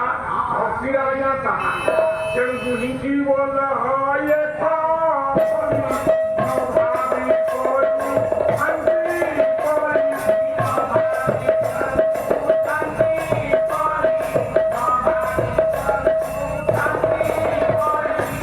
ଆଜ୍ଞା ସବୁ ହଉଛି ଯୋଉମାନଙ୍କୁ ଭାବି ପାରନ୍ତି ନାହିଁ ବୁଝି ପାରନ୍ତି ନାହିଁ ସେମାନେ କେବଳ କହି କରନ୍ତି ଯମୁନାକୁ ନାନା ପ୍ରକାର ଭାବୁ ବୁଝିଦେଲା ଯମୁନା କହିଲା ତମେ ସେଇଠି ଯାଆନ୍ତି ସେଦିନ ହଁ ଭାଇନା କହିଲା ବଢିଆ ତମେ ଯିବ ଆଳତୀ ଦେଖିବା ପାଇଁ ଯାଅ ପ୍ରଭୁଙ୍କର ଆଳତୀ ଦେଖିବ ମନ୍ଦିର ବୁଲିବ କିନ୍ତୁ ଆସିଲା ବେଳକୁ ମହାପ୍ରସାଦ ନେଇ ଆସିବ ତମେ ଖାଇବ ଆଉ ମୁଁ ଖାଇବି ଖାଇବା ରୋଷେଇ ବନ୍ଦ ଆଜ୍ଞା ଯମୁନା ରୋଷେଇ ବନ୍ଦ କରିଦେଲା ଜଗନ୍ନାଥଙ୍କ ପାଖରେ ପହଞ୍ଚିଲା କେଜାଣି କାହିଁକି ସେଦିନ ବଢିଆ ଜଗନ୍ନାଥଙ୍କ ମୁଣ୍ଡିଆ କିଏ ମାରିଲା ବଢିଆ ମୁଣ୍ଡିଆ କିଏ ମାରି ସାରିବା ପରେ ବିଚାର କଲା ହେ ପ୍ରଭୁ ତମେ ପରା ଜଗନ୍ନାଥ ସ୍ୱାମୀ ନୟନ ବସରାମୀ ପ୍ରଭୁ ତମେ ତ ହସୁଛ ତମେ ହସଉ ତମେ କାନ୍ଦୁଛ ତମେ କନ୍ଦଉଛ ହେ ପୁଅ ତେଣୁ ତମେ ତ ପ୍ରଭୁ ୟା କହି ଜଗନ୍ନାଥ ବେଢ଼ ଚାରିପଟରେ ବୁଲିଲା ବଢିଆ ବୁଲି ପୂର୍ବ ପଟ ଗଲା ଉତ୍ତର ପଟ ଗଲା ପଶ୍ଚିମ ପଟ ଗଲା ତାର ଦକ୍ଷିଣ ଦ୍ୱାରକୁ ଓଡ଼ିଆ ପରା ଚାଲିଲା ଏ ପୁଅ ଦେଖିଲା ଦକ୍ଷିଣ ଦ୍ୱାରରେ କଳା ମଚ ଗୋଟାଏ ପୁରୁଷ ଗୋଟା ବିରାଟ ପୁରୁଷ ଛିଡ଼ା ବଢିଆ ତା ପାଖକୁ ଗଲା ଲେଖିଲା ବାବୁ କିଏ ତମେ ପ୍ରଥମେ ଜବାବ ଦେଲା ତାପରେ ଆଉ ଥରେ ପଚାରିଲା ଜବାବ ଦେଲା ନାହିଁ ତୃତୀୟ ଥର ତମେ ପଚାରିଲା ଯେତେବେଳେ ସେ କାଳିଆ ଲୋକଟା କହିଲା ମୁଁ ହଉଛି ପରା ଲଙ୍କାର ରାଜା ବିଭୀଷଣ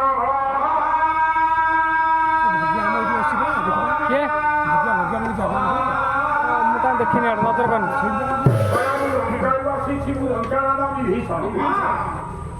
ବଳିଆ କହିଲା ତମେ ବିଭୀଷଣ ତମେ ଲଙ୍କାର ବସିଛ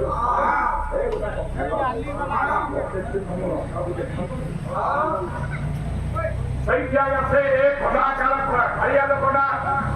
ଦିପଟ ରତ୍ନ କଙ୍କଣ ଦେଲା ବଳିଆ ସଙ୍ଗେ ସଙ୍ଗେ ଭସ୍ମ ତାଙ୍କ ମୁହଁରେ ବଳିଦେଲା ବଳିଦେଲା ମାତ୍ରେ अरे बढ़िया किसी जानी देखला बेलू ताकि लंका पहुंचे लंका पहुंचला बढ़िया पचारा कला ये तुम लंका यही सीता पानी रावण द्वारा चोरी कर रखी यही तुम अशोक बन अशोक बन में बुली बुली जो आसला से विभीषण कला मल्ली फूल मल्ली फूल गोटे माल आनी बढ़िया कहे बढ़िया तुम लंका आसिल बोली यही कला मल्ली फूल मालटा नियो क्या लंका व्यतीत अन्य कौन जगह कला मल्ली फूल नहीं से कला मल्ली फूल वाला को धरी पुणी आगे भस्म बोला ए बढ़िया आसी पहुंचला पुणी जगन्नाथ मंदिर ये काम सर मुने ना ये जमुना कहते गला आज तो आउ महाप्रसाद ना तेणु बढ़िया मन दुखे खाली हाथ फेरला फेरला बेला बढ़िया जमुना पड़ा जमीगिरी बसी गला देखिक आसिल ना महाप्रसाद कहीं ताहले आज खाइबा कौन मु तो रोसई बंद कर तमें मत उपास रही आज उपास रहा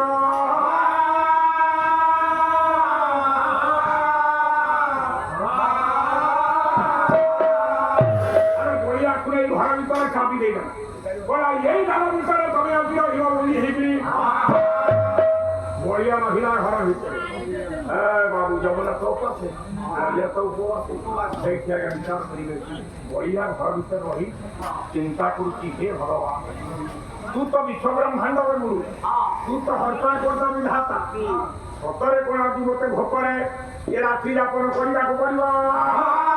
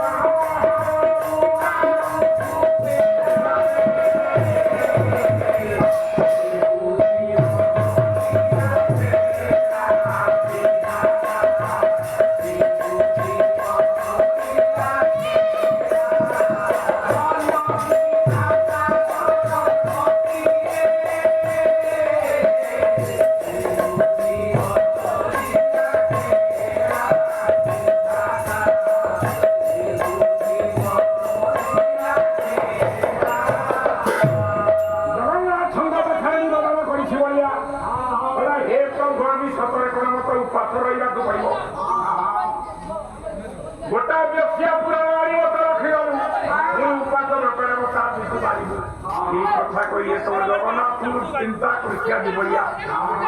अरे ठाकुर राजा को सपन हला राजा को सपन हला कला राजा मो भक्त आज उपास घर भीतर चाबी चाबी दिया जेत शिर मारू महाप्रसाद नहीं तो भक्त पाखे पहुंचाई सांगे सांगे आगे आम ठाकुर ठाकुर राजा आदेश कहले नहीं जा तेणु आज्ञा निजे जगन्नाथ जड़े पंडाल सब धारणा कर आगे गोटे रत्न छाड़े महाप्रसाद भई आसी आज्ञा बजापुर पहुंची गले आज्ञा चाबी दिया घर फरीगला बढ़िया ପାଖରେ ପହଞ୍ଚିଲେ ଆମେ ନିଜେ ଠାକୁର ଜଗନ୍ନାଥ ପହଞ୍ଚିବ କଲେ ବଢିଆ ତମେ ଉପାସ ଅଛ ନାଇଁ ତମେ ଉପାସ ରହିବନି ଯମୁନା କୁଡାକ ପେଟ ଭରି ଆଜି ତମେ ଖାଇବ ଆଉ ଶୁଣ ରାତି ଖାଉ ଖାଉ ଇଏ ଥାଳିଟାକୁ ନେଇକରି ତମେ ବଡ ଦୌଡ଼ରେ ପହଞ୍ଚିବ ଥରେ ବଢିଆ ଡାକିଲା ଯମୁନା କହିଲା ଯମୁନା ତମେ ତ ମହାପ୍ରସାଦ ଖାଇବ ଯମୁନା ପହଞ୍ଚିଗଲା ଦି ଜଣ ଯାକ ଆନନ୍ଦ ମନରେ ଖାଇଲେ ସେଇଠି ଯମୁନା ବିଚାର କଲା ବଢିଆ ତମେ ଧନ୍ୟ ଆରେ ମୁଁ ତମକୁ ଯାହା ଭାବୁଥିଲି ତମେ ତାହା ନୁହଁ ତମେ ଉଚ୍ଚ ପ୍ରଭୁଙ୍କର ପୁରା ମହାନ ଭକ୍ତ ତେଣୁ ରାତିର ଘରେ ଭଗବାନ ନିଜେ ଆଣି ତମକୁ ରଥ ଖାଇଲେ ମହାପ୍ରସାଦ ଦେଇଗଲେ ଡାକିଲା ବଢିଆ କହିଲା ଯମୁନା ଆରେ ଖାଇଲେଣି ତ ସବୁ ସରିଲାଣି କାମ କରିବ ତମେ ଏ ଥାଳିଟାକୁ ମାଟି ମାଟିକି ରଖିଦବ ମୁଁ ଭୋରୁ ଭୋରୁ ନେଇ ଆସିବି ବଡ ଲୋକ ଠିକ ସେଇଆ ଆଜ୍ଞା ଖାଇକି ଶୋଇଲେ ଏ ରତ୍ନ ଥାଳିଟାକୁ ଛାଡ଼ି ଯେତେବେଳେ ପାଣିଆ ହେଇଛି ଯାଉଛି ଆପଣମାନଙ୍କର ବଢିଆ ତେଣେ ଆଜ୍ଞା ପଣ୍ଡା ମାନଙ୍କର କାମ ସାରି ଯେତେବେଳେ ରତ୍ନ ଥାଳିକି ଖୋଜିବେ ରତ୍ନ ଥାଳି କଣ ତାହେଲେ ଯେତେବେଳେ ପଣ୍ଡା ମାନେ ଖୋଜୁଛନ୍ତି ଚୋର ଠିକ ନାହିଁ ସେଠି ହୁଏ ବଢିଆ ରତ୍ନ ଥାଳି ଗଲା ଏଇ ହଉଛି ରତ୍ନ ଥାଳି ପଣ୍ଡା ମାନେ କିଛି ବୁଝି ଆଜ୍ଞା ବଢିଆକୁ ସଙ୍ଗେ ସଙ୍ଗେ ବାନ୍ଧି ଦେଲେ କହିଲେ ଚୋର ପ୍ରଭୁଙ୍କର ରତ୍ନ ଥାଳି ଚୋରି କରି ନେଇଥିଲୁ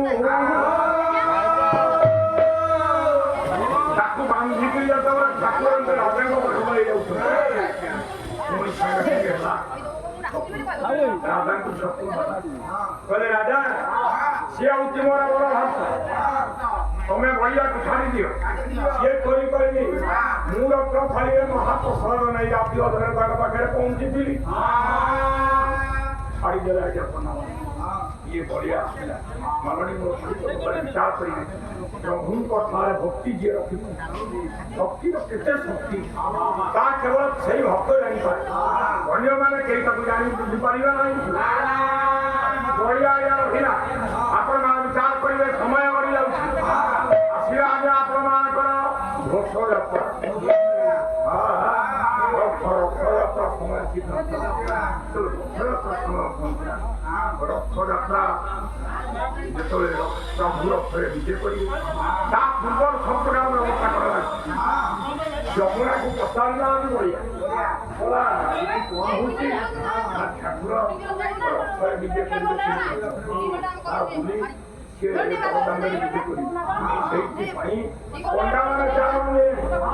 ତେଣୁ ଇଏ ରଥଯାତ୍ରା ଘୋଷଯାତ୍ରା ଆରମ୍ଭ ନବଦିନ ଧରି ଯାତ୍ରା ଏକ ଗ୍ରାହୀରେ କୁପଣିତ ସମାଜ ବଢିଆ ଡାକିଲା ଯମୁନା କହିଲା ଯମୁନା କହିଥିଲେ ବଢିଆ ଯମୁନା ଆପଣମାନେ ବିଚାର କରିବେ ରଥଯାତ୍ରା ଦେଖିବା ପାଇଁ ଜଗନ୍ନାଥ ପ୍ରେମରେ ଏତେ ଉନ୍ନତ ହୋଇପଡ଼ିବେ ଗ୍ରାହୀରେ କୁପଣିତ ସମାଜ ଉଠିଲା ବେଳକୁ ବଢିଆ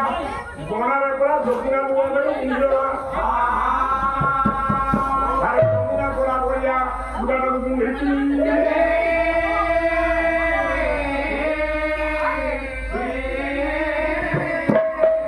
ବିଚାର କରିବା ଆଜ୍ଞା ସେ କାମ ଆଉ ପ୍ରେମ ଇଏ ଦିଟା ଭିତରେ କେତେ କଥା ଥରେ ଇନ୍ଦ୍ରିୟ ତୃପ୍ତି ବାଞ୍ଛା କାର ବୋଲି କାମ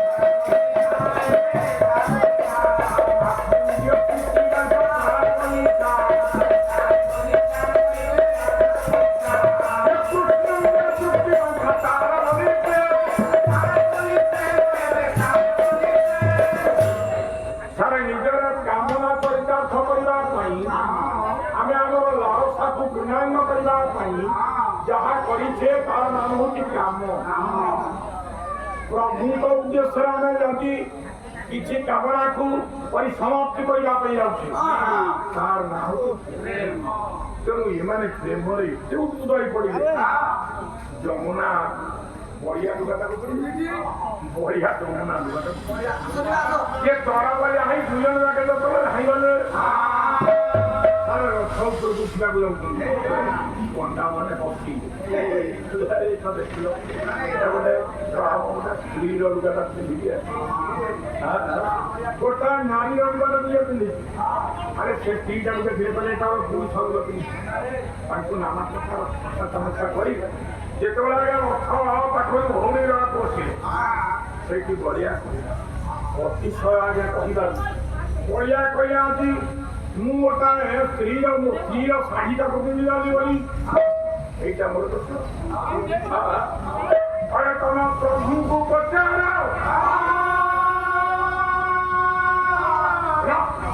जो ठाकुर को आज नवदिन धरी रथरे बसाई बरदान परिक्रमा करने जाऊँ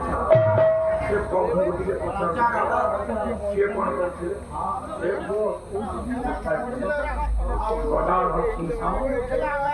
समुद्र मुखिया जे लिखिले आज्ञा ढुंपा संगीत से गोटाए पदा कहे कहे हे पुआ ये साइटी रखे दे पिंधा पण पाइबले सुता छियालो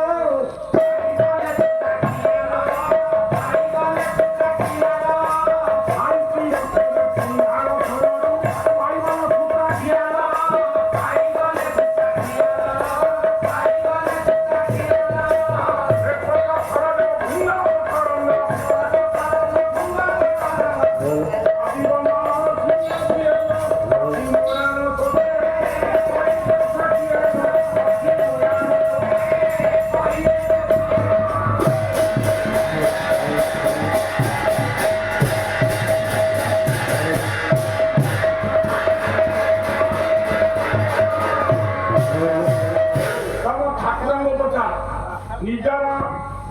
स्त्रीर पिंधापन जो सूता छे से खाली एति तम ठाकुर आउ कौन कर मन रख ये दिने भंडार सरे नापू चुनिबे सरे आगे जाई आधा पुराण पहुंचबे राधा डाकिले कले तमे असंत सदर होता तेणु बड़चाल देवा स्थल प्रभु कले कौन ना अभिमान सहित गोटाए गोटे कहूँ ये लेखुले फुलाख्या पितम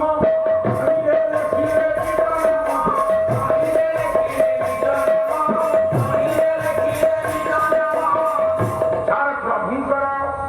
नाम जदि हिसाब कराए व्यास कहला प्रभुंकर हजार ना वाल्मीकि कहला 24,000 कपिल कहले हे असंख्य प्रभुंकर ये जो प्रभु बड़चारे राधांकर पाते ना से लिखिले लाख्या कौन कहिले लिखिले निज नाम सारे कौ निज ना तो से लिखिले सारे एपर्यंत मत तो मीमांसा है तार मीमांसा कई दे परिबे ना कौ ना ता लिखिछन खाली कोन ये जेउ नाम हरि रंजन सुत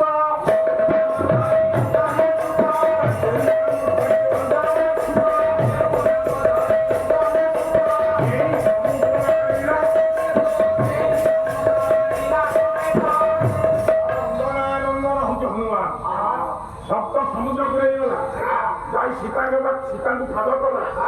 आज्ञा कौ नाम धरी सप्त समुद्र कहला जो नाम कौ नाम कि नाम तेणु ये अमीमांसा तुम प्रभु गोटाए नारी पाते अवस्था पिंधा शाढ़ी खंडे बाहर शाढ़ी रखी पिंधे पंडा मैंने गोला धक्का मारी बाहर खोली गंडे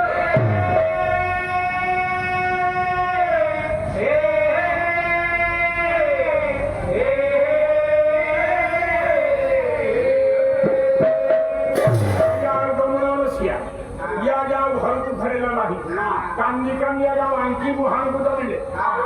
उत्कलिया सदर मंगन गोटाए कथा कही से पुरी आगे 6टा रथ होता कहीं मालिनी नदी आगे बही जाऊला नदी एपटर 3 रथ सेपटर 3 रथ ଆରେ ହେ ରାଣୀଙ୍କର ନାମ ହଉଛି ଶ୍ରଦ୍ଧା ଦେବୀ। ଦିନେ ଶ୍ରଦ୍ଧା ଦେବୀ କହିଲେ ରାଜାଙ୍କୁ, କହିଲେ ପ୍ରଭୁ ଏ ନଈଟା ଅଡୁଆ କରୁଛି, ପୋତିଦେଲେ ହୁଅନ୍ତା। ଏଇ ନଈଟାକୁ ପୋତିଦେଲେ ହୁଅନ୍ତା। ସାରେ ରାଜାଙ୍କ ଅଭାବ କଣ, ସେ ମାଳିନୀ ନଦୀଟାକୁ ପୋତିଦେଲେ, ସେଇ ବାଲି ନା ହେଲା ସେଦିନ ଠାରୁ ଶରଦ ହବା। ଆଜ୍ଞା ଏ ନଈଟା ଏଇ ସମୁଦ୍ରରେ ଯୋଉଠି ମିଶୁଥିଲା ତାର ନାଁ ହଉଛି ଆଜ୍ଞା ଦେଖନ୍ତୁ ବଡ ଶଙ୍ଖ। ସେଇ ବଡ ଶଙ୍ଖ ପାଖରେ କାନ୍ଦି କାନ୍ଦିକା ଦି ଜଣ ଯାକ ଯମୁନା ଆଉ ବଢିଆ ଯାଇ ଏଇ ବଡ ଶଙ୍ଖ ପାଖରେ ପହଞ୍ଚି ଆଖିରୁ ଲୁହ ଢାଳୁଛନ୍ତି। କହିଲେ ଏ ପ୍ରଭୁ ଜଗନ୍ନାଥ କଣ କର ତମକୁ ଦେଖିବାକୁ ଆସିଲୁ, ଯାହା ଫଳରେ କି ଏତେ ମାରାଗାଳି ତେଣୁ ନା ମୁଁ ଏ ଜୀବନ ଆଉ ରଖିବି ନାହିଁ। ଯମୁନା ବାରମ୍ବାର ବୁଝେଇଲା, ପ୍ରଭୁ ଏତେ ନିଷ୍ଠୁର ନୁହନ୍ତି। ବୁଝେଇଲା ଫଳରେ ବଳିଆ ସେଇ ବାଲି ଉପରେ ବସି ତିନିଟା ରଥ ତିଆରି କଲା ମାଟି। ଡାକିଲା କଲା ହେ ଜଗନ୍ନାଥ, ଯଦି ପ୍ରକୃତରେ ମୁଁ ବଳିଆ ହେଇଛି, ଯଦି ପ୍ରକୃତରେ ମୋ ମନରେ ଜଗନ୍ନାଥଙ୍କ ପ୍ରତି ଭକ୍ତି ଭାବ ଥିବ, ତାହେଲେ ପ୍ରଭୁ ତମେ ଏ ବାଲି ରଥ ତୁମର ଆସିବ।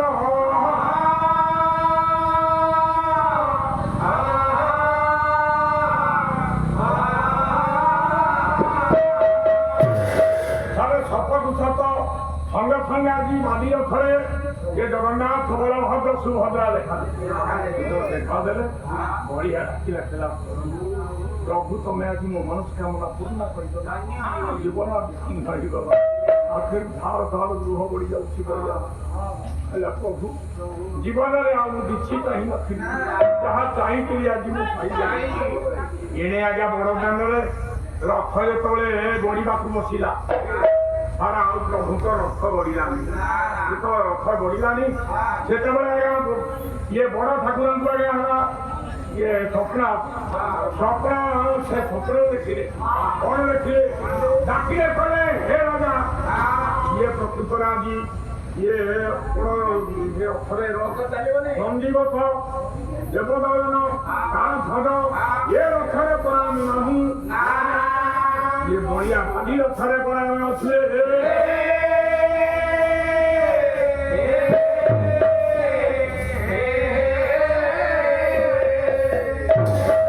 ରଥ ଛାଡ଼ି ଧାଇଁଲେ, ଯାଇ ପହଞ୍ଚିଲା ବେଳକୁ ଇଏ ବାଲି ରଥରେ ଦେଖିଲେ ପ୍ରକୃତରେ ଜଗନ୍ନାଥ ବଳିଆକୁ ଆନନ୍ଦରେ ଧାଇଁ ଗଲେ। ଠାକୁର ରାଜସ୍ୱରେ ପହଞ୍ଚି ବଳିଆ କହିଲା ମୁଁ ଗୋଟେ ଗରିବ ଗଳି ମୂଳିଆ ଲୋକ, ମୋ ଦେହରେ ବାଲି ଲାଗିଛି, ଏ ରାଜା ଦେହରେ ବାଲି ଗୁଡ଼ାକ ଲାଗିଛି, ଏ ପୋଷାକ ମହିଳା ହେଇଥିବ, ନାନା କଥା କହିଲେ। ସେଇଠି ରାଜା କହିଲେ ବଳିଆ ତମେ ଆମକୁ ଆଉ ଲଜ୍ଜା ଦିଅ, ଆରେ ତମେ ଯାହା ପାଇଲ ଆମେ ସାରା ଜୀବନ ଚେଷ୍ଟା କରି ମଧ୍ୟ ତାକୁ ପାଇଲୁ ନାହିଁ। ଆଜି ପରା ତମରି ରଥରେ ଜଗନ୍ନାଥ ବଳଭଦ୍ର ସୁଭଦ୍ରା ପୂଜା କରିଛନ୍ତି, ତମ ଜୀବନ ବଡ଼ ଧନ୍ୟ ହୋଇଗଲା। ସେଇଠି ଡାକିଲା ରାଜା, କହିଲେ ହେ ବଳିଆ ତମେ କଣ ଚାହୁଁଛ? ନା ଆମେ ରଥ ପରେ ଦି ଜଣ ଯାକ ଯିବୁ, ଯମୁନା ଆଉ ବଳିଆ ରଥରେ ଯିବେ। ତେଣୁ ସଙ୍ଗେ ସଙ୍ଗେ ପ୍ରଭୁଙ୍କୁ ହାତ ଯୋଡ଼ିଦେଲେ, କହିଲେ ପ୍ରଭୁ ମୋ ରଥ ଚାଲନ୍ତୁ ସେ ବଡ଼ଦାଣ୍ଡ ରଥରେ ଆସି ପୁଣି ଦେଖିଲା ବେଳକୁ ଜଗନ୍ନାଥ କହିଲେ କହିଲେ ବାବୁ ଯେ ବଳିଆ ରଥ ଉପରେ ଯିବ, ବଳିଆକୁ ରଥ ଉପରେ ବସେଇଲେ। ବୈଷ୍ଣବ ବେଶକୁ ଧାରଣ କରିଛି ଆପଣଙ୍କର ଯମୁନା। ସେଦିନ ଠାରୁ ଆଜ୍ଞା ଯମୁନା ରଥ ଆଗରେ ନାଚି ନାଚି ଚାଲିଲା, ବଳିଆ ରଥରେ ବସିଛନ୍ତି, ଯମୁନା ନାଚି ନାଚି ଯାଉଛି। ତେଣୁ ଆପଣମାନେ ବିଚାର କରିବେ ରଥ ଜଗନ୍ନାଥ ବଳଭଦ୍ର ସୁଭଦ୍ରା ବଡ଼ଦାଣ୍ଡରେ ଏ ଗୁଣଗ୍ରାହୀ ବିବେକୀ ପୁରୀତ ଭକ୍ତି ଥିଲେ ଭଗବାନ ଛାଇଁ ଛାଇଁ ପାଠକୁ ଆସନ୍ତି। ତେଣୁ ଭକ୍ତିରେ ବନ୍ଧାଉଛନ୍ତି ଭକ୍ତି ଭକ୍ତକୁ ଛାଡ଼ିଲେ ଭଗବାନ ସବୁମାନେ ଆମର ଧୀମନ୍ତ ମଣ୍ଡଳୀ ଶୁଣୁଥିଲେ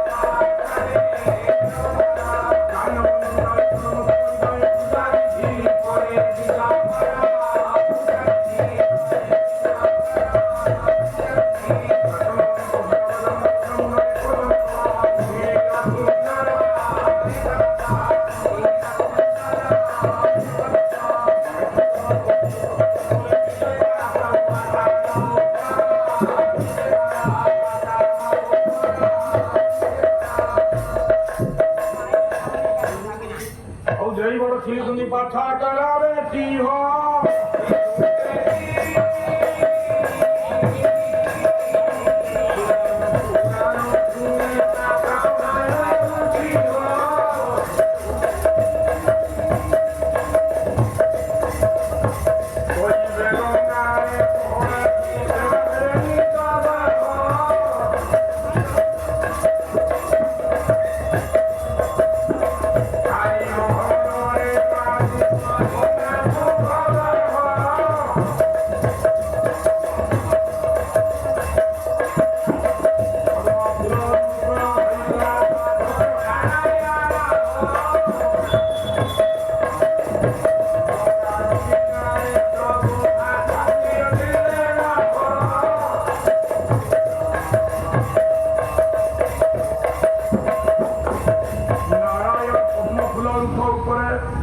পদ্মফুলের উপরে কুন্দ্র তোলে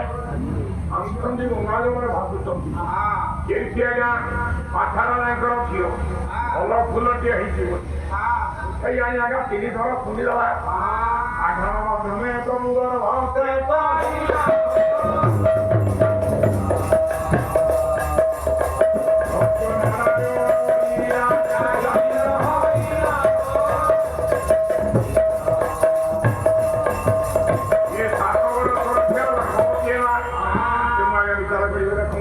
ଦିନ ବଢି ଚାଲିଛି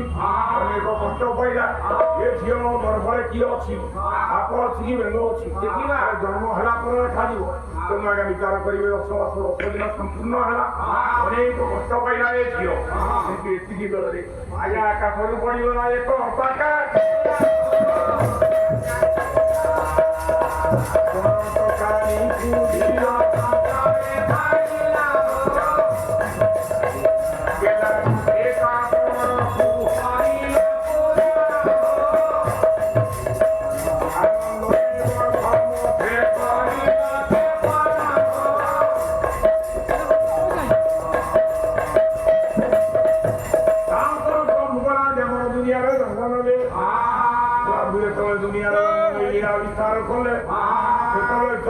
ପ୍ରଭୁଙ୍କର ଜନ୍ମ ଅବସର ପାଳନ କରିବା ପାଇଁ ଆଜି ଘରେ ଘରେ ନେଇ ପରା ବାଣ୍ଟି ଅଛି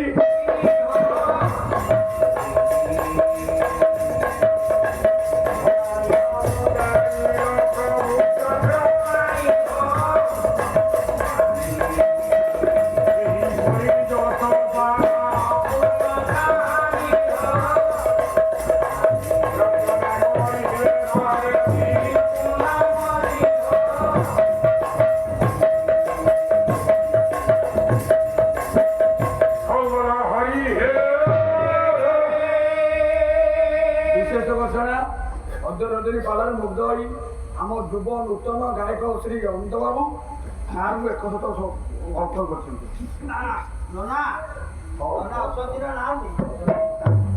ପୁରସ୍କାର ଦାତା ମୋର ସେଇ ସ୍ନେହର ଅନନ୍ତ ବାବୁର ନାରାୟଣଙ୍କୁ ଉତ୍ତରତର ଉନ୍ନତି ବିଧାନ କରିବା ସଙ୍ଗେ ସଙ୍ଗେ ତାର ଆଶା ପୂର୍ଣ୍ଣ କରନ୍ତୁ ବୋଲ ଆନନ୍ଦିତ ଆଜି ବୋଲେ ହରି ହେ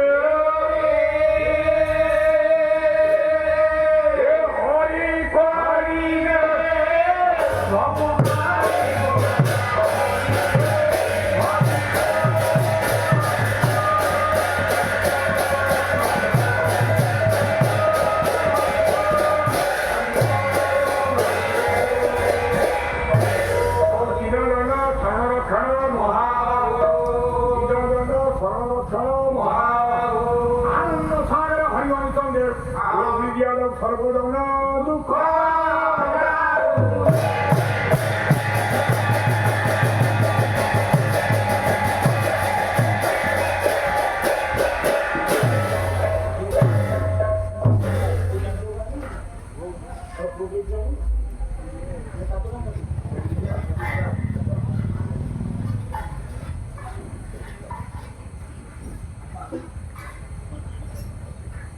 আমরা আশ্রয় দেবো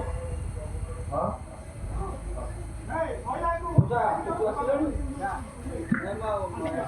মা কথা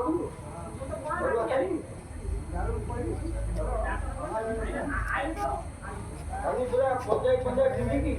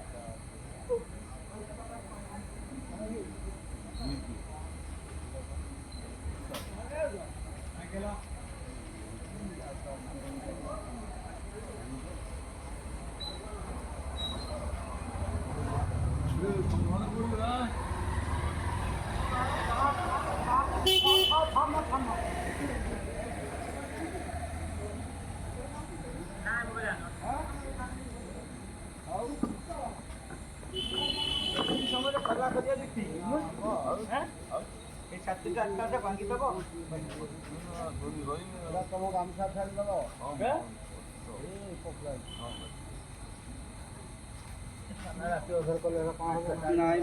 ସେଇ 3ଟା 4ଟା ବେଳକୁ କରିବ।